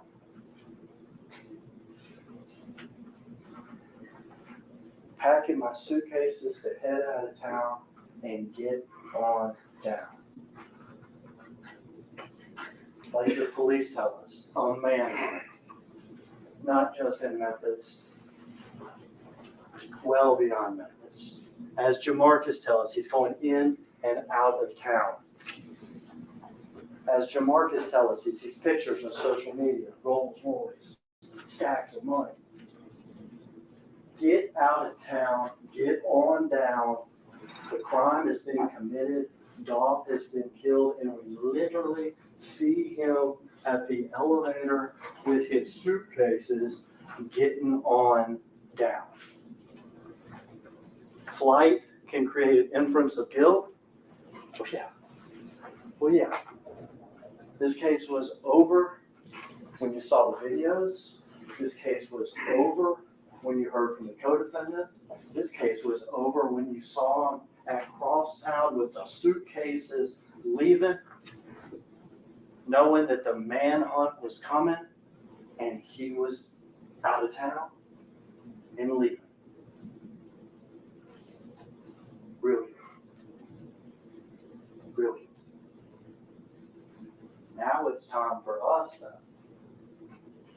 Now it's time for us to get on down, but we don't get on down by fleeing. We don't get on down by hiding. We don't get on down with pictures of Rolls Royces and stacks of money.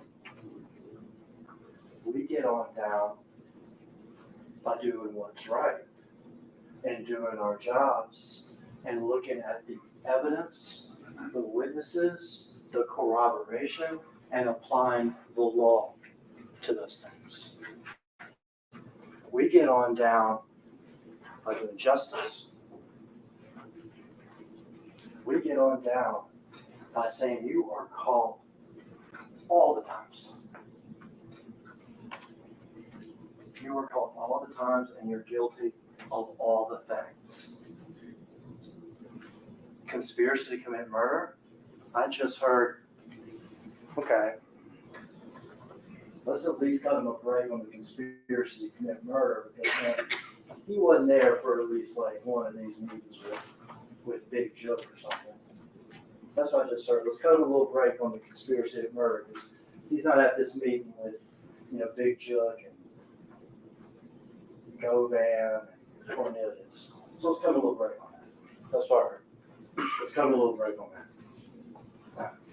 There's no requirement in the law that every conspirator have to be at every single meeting with each other. There has to be an agreement, an understanding. And there was clearly an understanding. Big Jook is going to pay money to take out PRE artists, and at the top of that chain is Dolph. Now, does he demonstrate any understanding of that? Is there anything he does that shows he's part of this understanding that this is going to happen? Yeah. He literally shows up with gloves and guns, has a white Mercedes he gets from Treon, has Cornelius driving next to him, and they drive and go do it. So the idea that, okay, he committed the murder, we give him a break, no. He's guilty of the conspiracy just like they're all guilty of the conspiracy. And of course he's guilty of the murder because we watched it on video.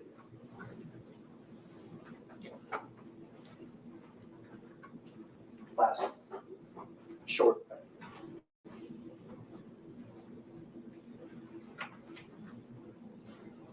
Just one lyric. Just one lyric. You too real.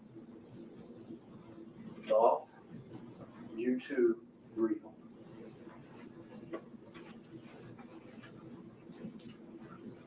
He rapped about what he calls come up. What he saw in neighborhoods, what he saw in his family, growing up. Too real.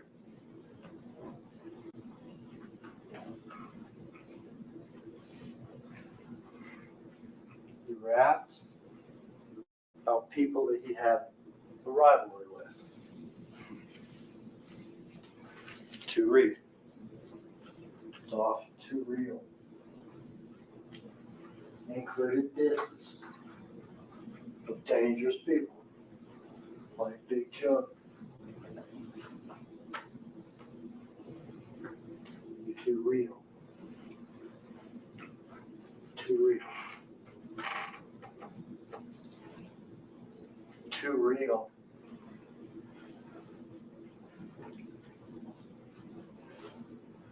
Last moments of his life, last seconds of his life. How long was the videotape? 30 seconds? You're too real. Dies on the floor of a neighborhood cookie store in Orange Mound. It's real. Too real. Your family misses you. Erica and Mia, the kids.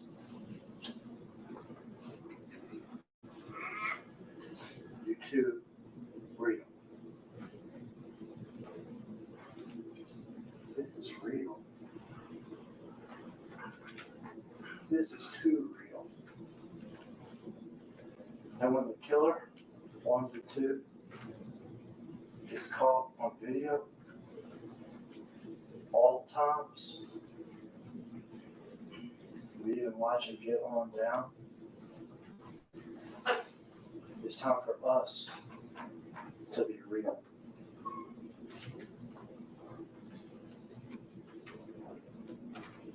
No, we don't need Memphis talk for that.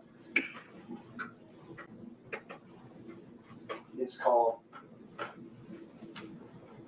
just do what's right. It's as simple as that. Just do what's right. Anita Smith and Justin Johnson killed Adolph Thornton Jr. November 17th. We watched it happen. Anita Smith, Justin Johnson, Hernandez Govan, Big Chuck, they all conspired to have it done, and it was done. November 17th, 2021. And as he did it, he was already a convicted felon. He should be found guilty of all counts. We do what's right. That's how we do. Guilty conspiracy to commit murder, murder in the first degree, and convicted felon possession of a handgun.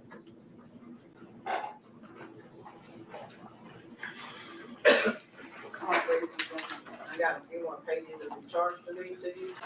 I'm going to pick up on page 29.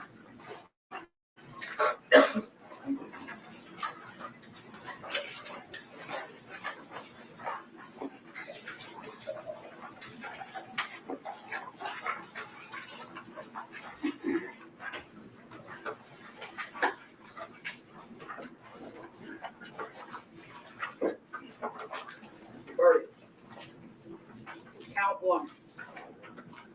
The charged offense in the first count of the indictment is conspiracy to commit first-degree murder. The lesser included offenses in order of consideration from greatest to least are facilitation to wit, conspiracy to commit first-degree murder. When you retire to consider your verdict in the first count of the indictment, you will first inquire whether the defendant is guilty of conspiracy to commit first-degree murder as charged in the indictment. If you find beyond a reasonable doubt that the defendant is guilty of this offense, your verdict will be: we, the jury, found the defendant guilty of conspiracy to commit first-degree murder as charged in count 1 of the indictment. If you unanimously find the defendant not guilty of this offense, you will next inquire whether the defendant is guilty of facilitation to wit conspiracy to commit first-degree murder as charged and included in count 1. If you find beyond a reasonable doubt that the defendant is guilty of this offense, your verdict will be: we, the jury, found the defendant guilty of facilitation to wit conspiracy to commit first-degree murder as charged and included in count 1 of the indictment. If upon all the proof you have a reasonable doubt of the defendant's guilt of the offense as charged and included in the first count of the indictment under the law defined and explained to you, it is your duty to acquit him. The verdict will be: we, the jury, find the defendant not guilty as to count 1. You will write your verdict on the outside of the jacket and sign one of your names to the verdict as foreperson. Count 2. The charged offense in the second count of the indictment is first-degree murder.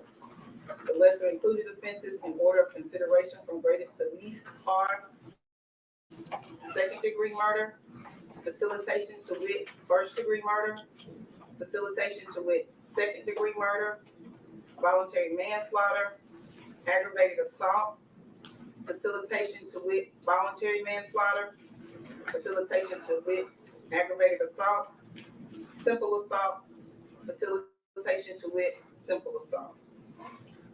You will next inquire whether the defendant is guilty of first-degree murder as charged in the indictment.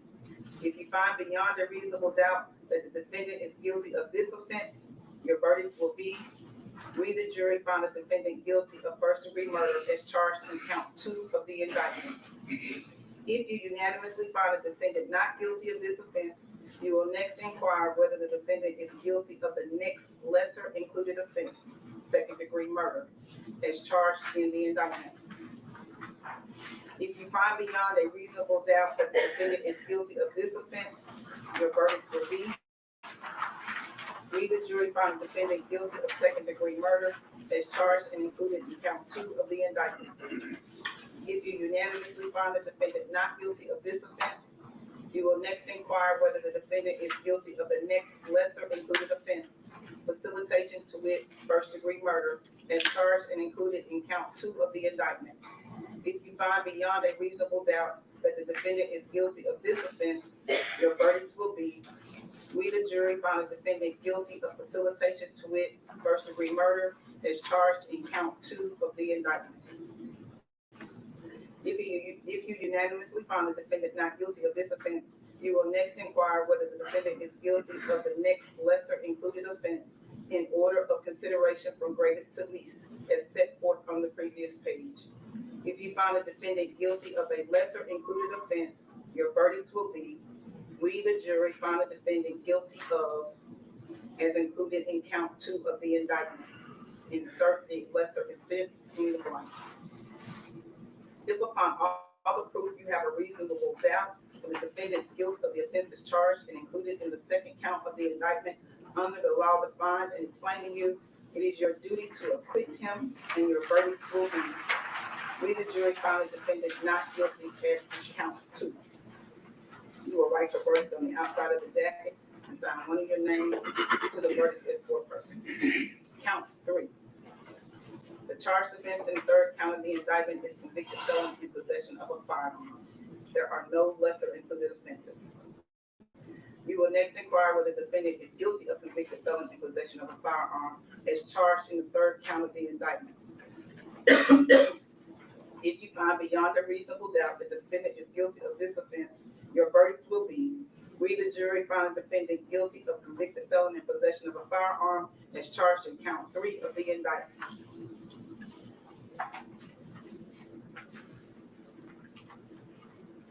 If upon all the proof you have a reasonable doubt of the defendant's guilt of the offenses charged. I remember coming home from school and pounding on the door, but my mother wouldn't answer. She'd be passed out inside. You know, my mother had a drug abuse problem.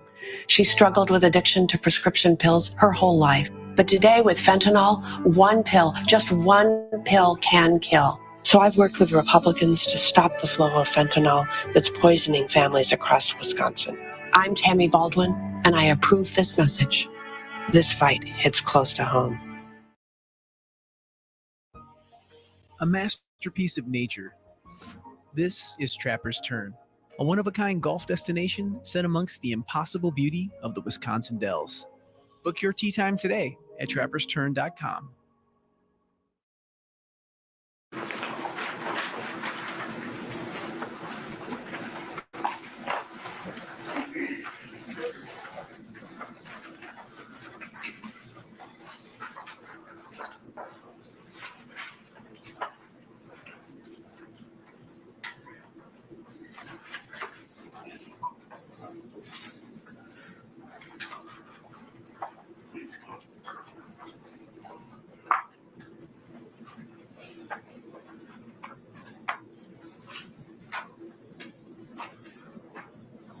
All right, as I told you before, this is the official copy.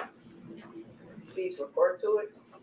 There's just been a couple of minor changes made, but nothing substantial, nothing substantive. Let's put it that way. A few typos I ran into, but other than that, please use yours, make notes on yours, refer to yours. But this is the official copy if there's any discrepancy. Can I have a jacket, please? You will have all of the exhibits to go back with you. Please look them over.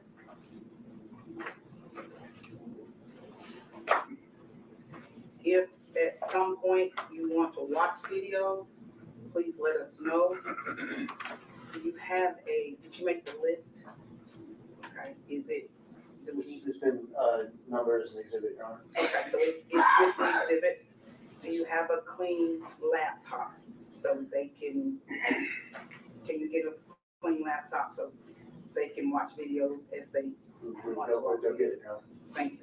So you will be provided a laptop that's clean, so you can watch videos how you want to watch videos, and there will be a list accompanying the video to show you, to tell you, describe to you which video is which. Does that make sense? Okay. So, is everybody in good shape to deliberate? You getting ready to choose alternates? Everybody good to deliberate?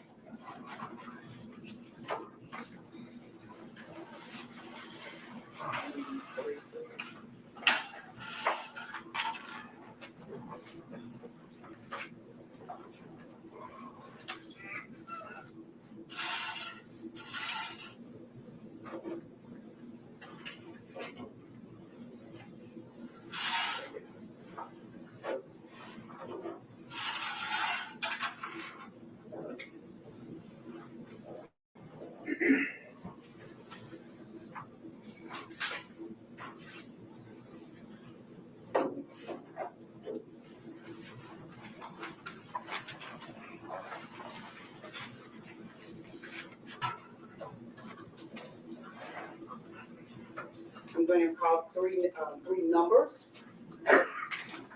Once all three are called, the deputy will escort you back to the back to get your belongings. And then if the three of you could come back out here, because I have a few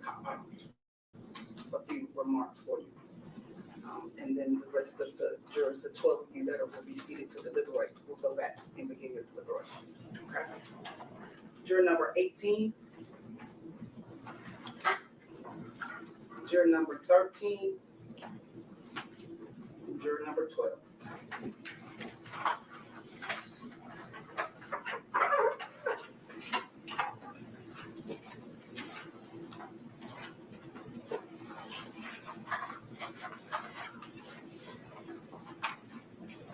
You guys can look at these if you'd like. You can review these if you'd like. Yes, sir. What I said. Oh, no. Just always.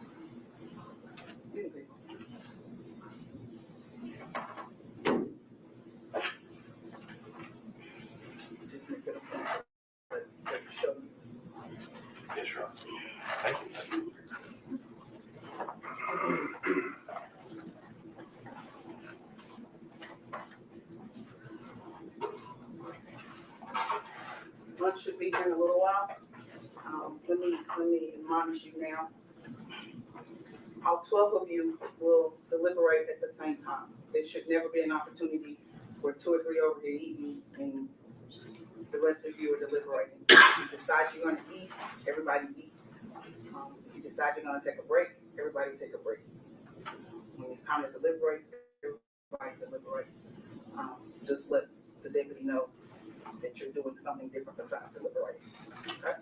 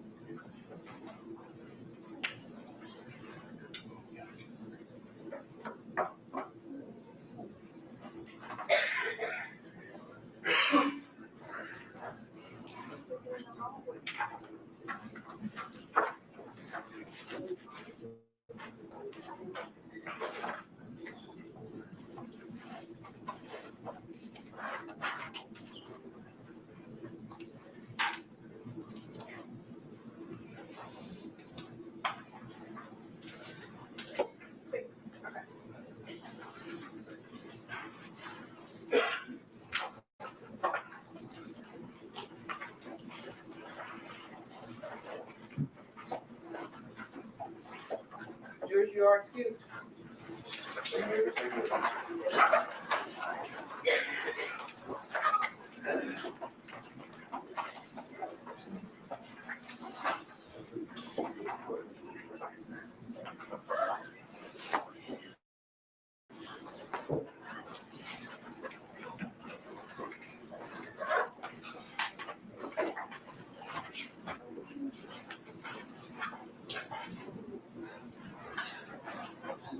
Court stands in recess.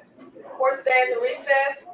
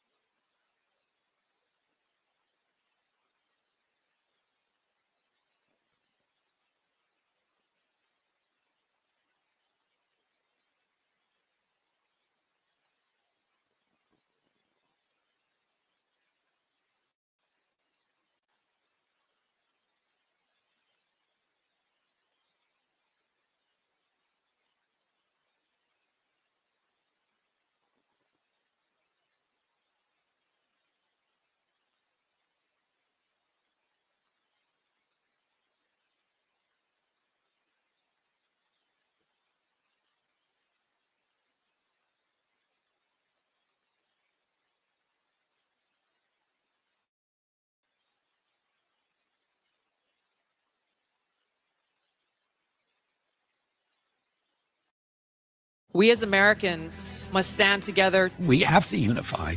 Let's focus on unifying this country. We really want to heal this nation right now. I'm proud to endorse Donald Trump because he is our best hope. The President of the United States has got to represent the country. They're representing everyone in America. I think you want someone who is strong and courageous.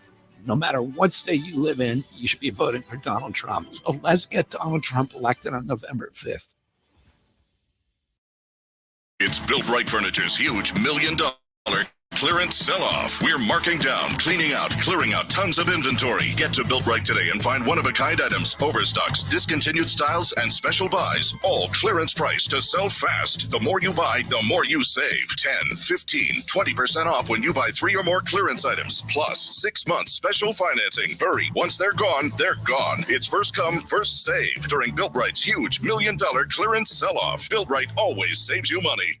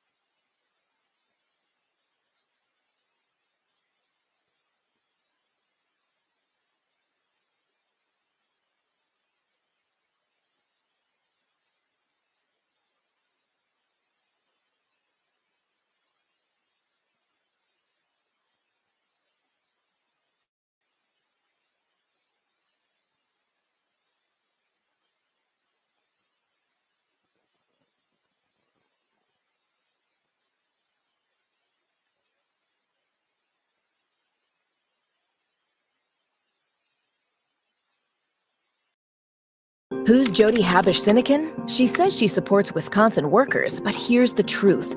Jody's company was cited 15 times by the Department of Labor for unsafe working conditions. 15 times, racking up over $50,000 in fines. Multiple workers had their fingers amputated or hands crushed. Where's Jody Habush-Sinekin now? Maybe at her multi-million-dollar lakefront mansion living the high life? That's the real Jody Habush-Sinekin. Tell Jody to put her workers' safety first. These mushrooms make you feel better. They increase focus and energy while keeping you calm and stress-free. Plus, they cut down on bloat and heal your gut. Wait, and they taste good? Someone should make a coffee out of this stuff. Rise. Feel better.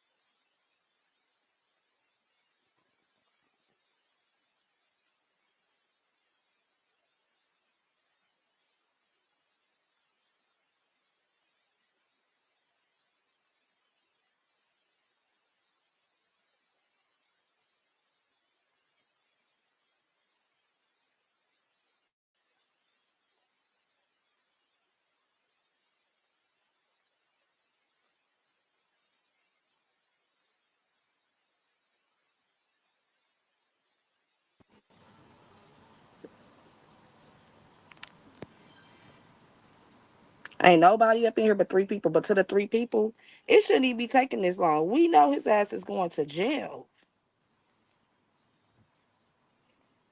He's going down, down, down, down, down, down. I don't even understand why it's taking this long. I do want to say thank you to the people that did go through these 4 days with me, sat over here in the ghetto, chill, got them some memberships. I definitely appreciate it. But I'm ready to go to the liquor store. I'm ready for them to tell me guilty so we can go celebrate for Dolph. Cause it's Dolph. It's Dolph. It's Dolph.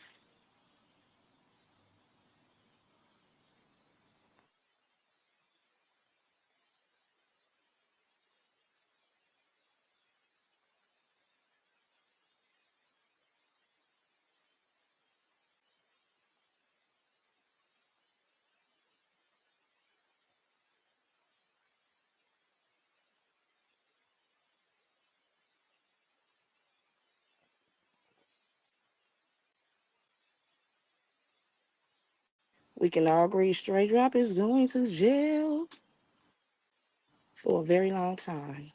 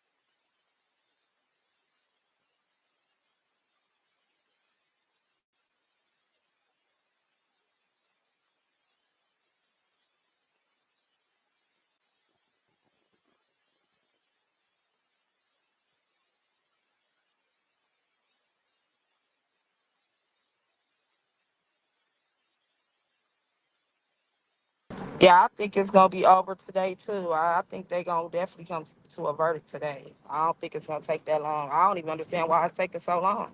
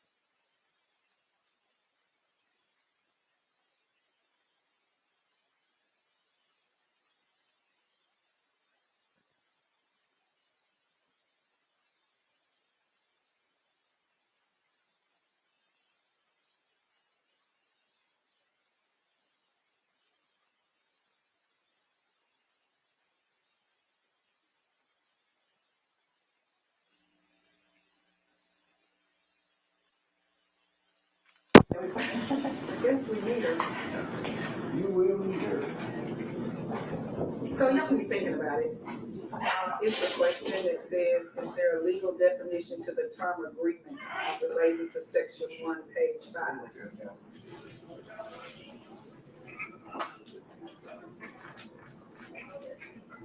I don't think it's a legal definition. I think they're overthinking it. Yeah, like it's a common term, yeah. right? Common term. I don't know that I can even say all of that to them.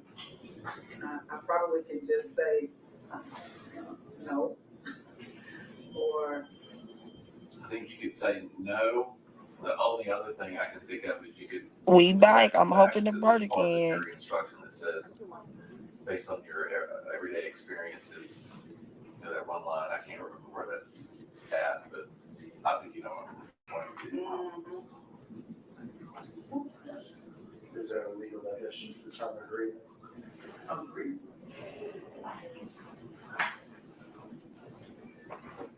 Let's go. Long live Dolph. Hey, I hope we got a verdict, y'all.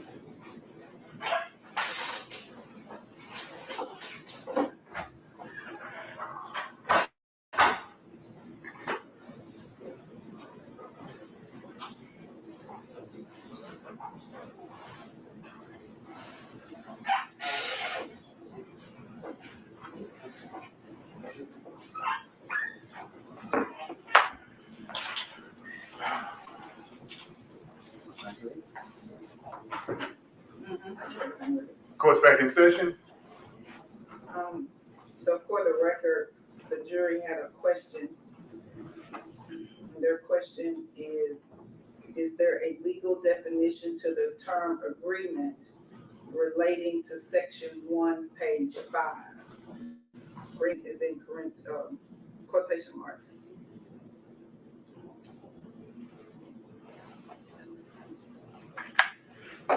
So I don't think there is a legal definition to the term agreement.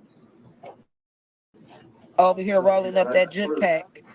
I remember struck it as answering a question before with a jury saying that when a word doesn't have a legal definition, you know, as applied here, go with the common, you know, usage. But beyond that, I don't think anybody can comment on that. Right. Or I can say, no, there is no legal definition, which leaves them with their common knowledge about the word. I would just suggest to say common, you know, like you said, there is no legal definition, and when there's not common meaning of the word, but everybody. Mr. Evans.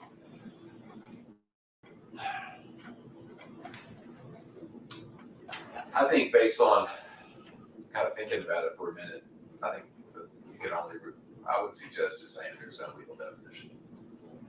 I don't have a problem with saying. If that's what Mr. Evans is asking for, that's fine.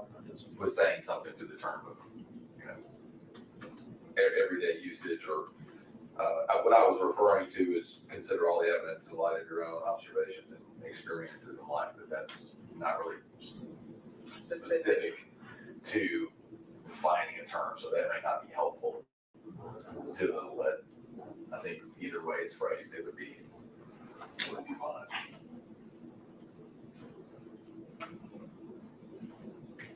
All right, and I'm just gonna respond to this in writing. We don't even have to bring them out.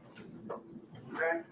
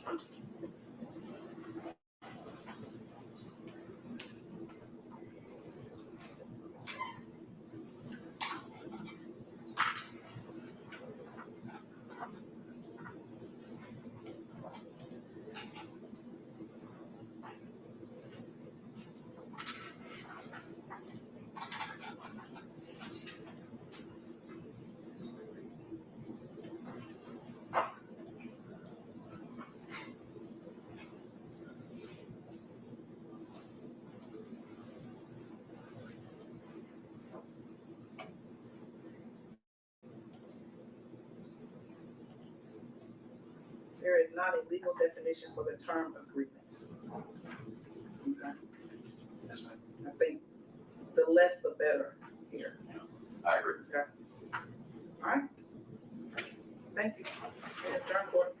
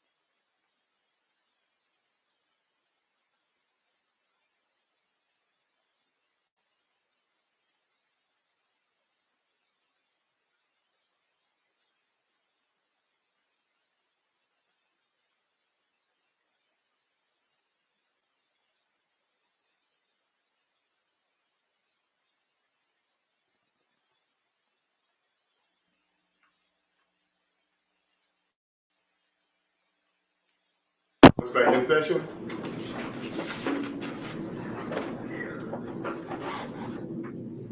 We have a verdict to the members of the public. If you don't think you're going to be able to not show any emotion during the reading of this verdict, I ask you to remove yourself now. There won't be, the court won't tolerate any outbursts of any sort from anyone. You will bring me here.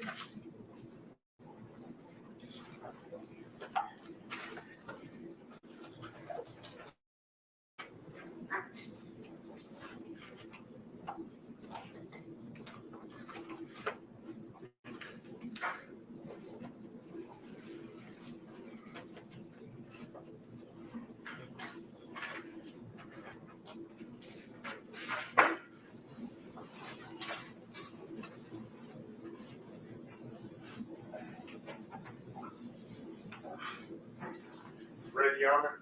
Yes. The jury is now entering into the courtroom.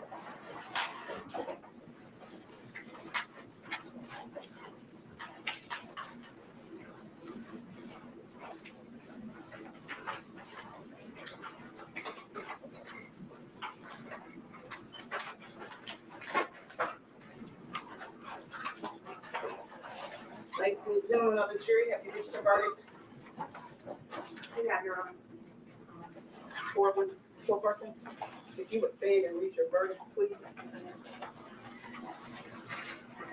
We, the jury, find the defendant guilty of conspiracy to commit first-degree murder as charged in count 1 of the indictment. We, the jury, find the defendant guilty of first-degree murder as charged in count 2 of the indictment. And we, the jury, find the defendant guilty of convicted felon in possession of a firearm as charged in count 3 of the indictment. Thank you. Juror number 1, is that your verdict? Juror number 34, is that your verdict? Yes. Juror number 35, is that your verdict? Yes. Juror number 11, is that your verdict? Yes. Juror number 14, is that your verdict? Yes, ma'am. Juror number 17, is that your verdict? Yes, ma'am. Juror number 27, is that your verdict? It is, Your Honor. Juror number 33, is that your verdict? Yes. Juror number 25, is that your verdict? Yes. Juror number 44, is that your verdict? Yes. Juror number 23, is that your verdict? Yes, ma'am. Juror number 28, is that your verdict? Yes, ma'am. Thank you. Ladies and gentlemen, I want to thank you again for your time and attention to this matter this week. Our system of self-government would not work without your service and sacrifice that you made. Thanks again for your time and attention. You are excused. Jurors excused.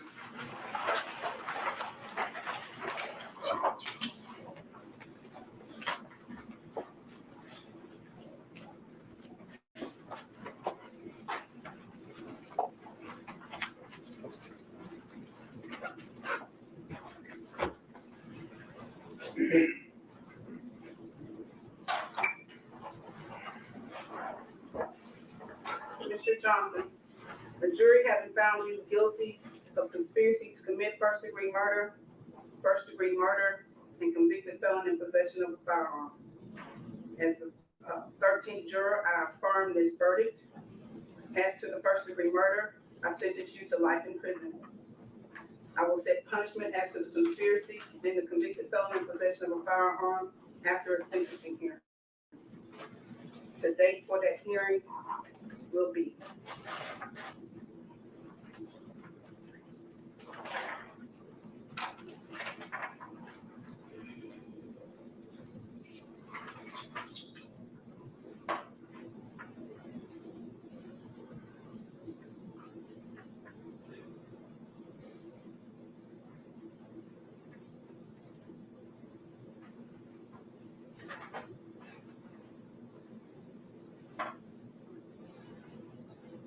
November 1st? Yes, Your Honor. November 1st. There's nothing else to take up? We will prepare the judgment sheet, pass that forward, Judge. Thank you. And the pre-sentence report. The order for the pre-sentence report. Sir, let's move that. We will see. Thank you. You may adjourn court. All rise. All right, stand up. This honorable court stands adjourned to Monday morning at 9 a.m.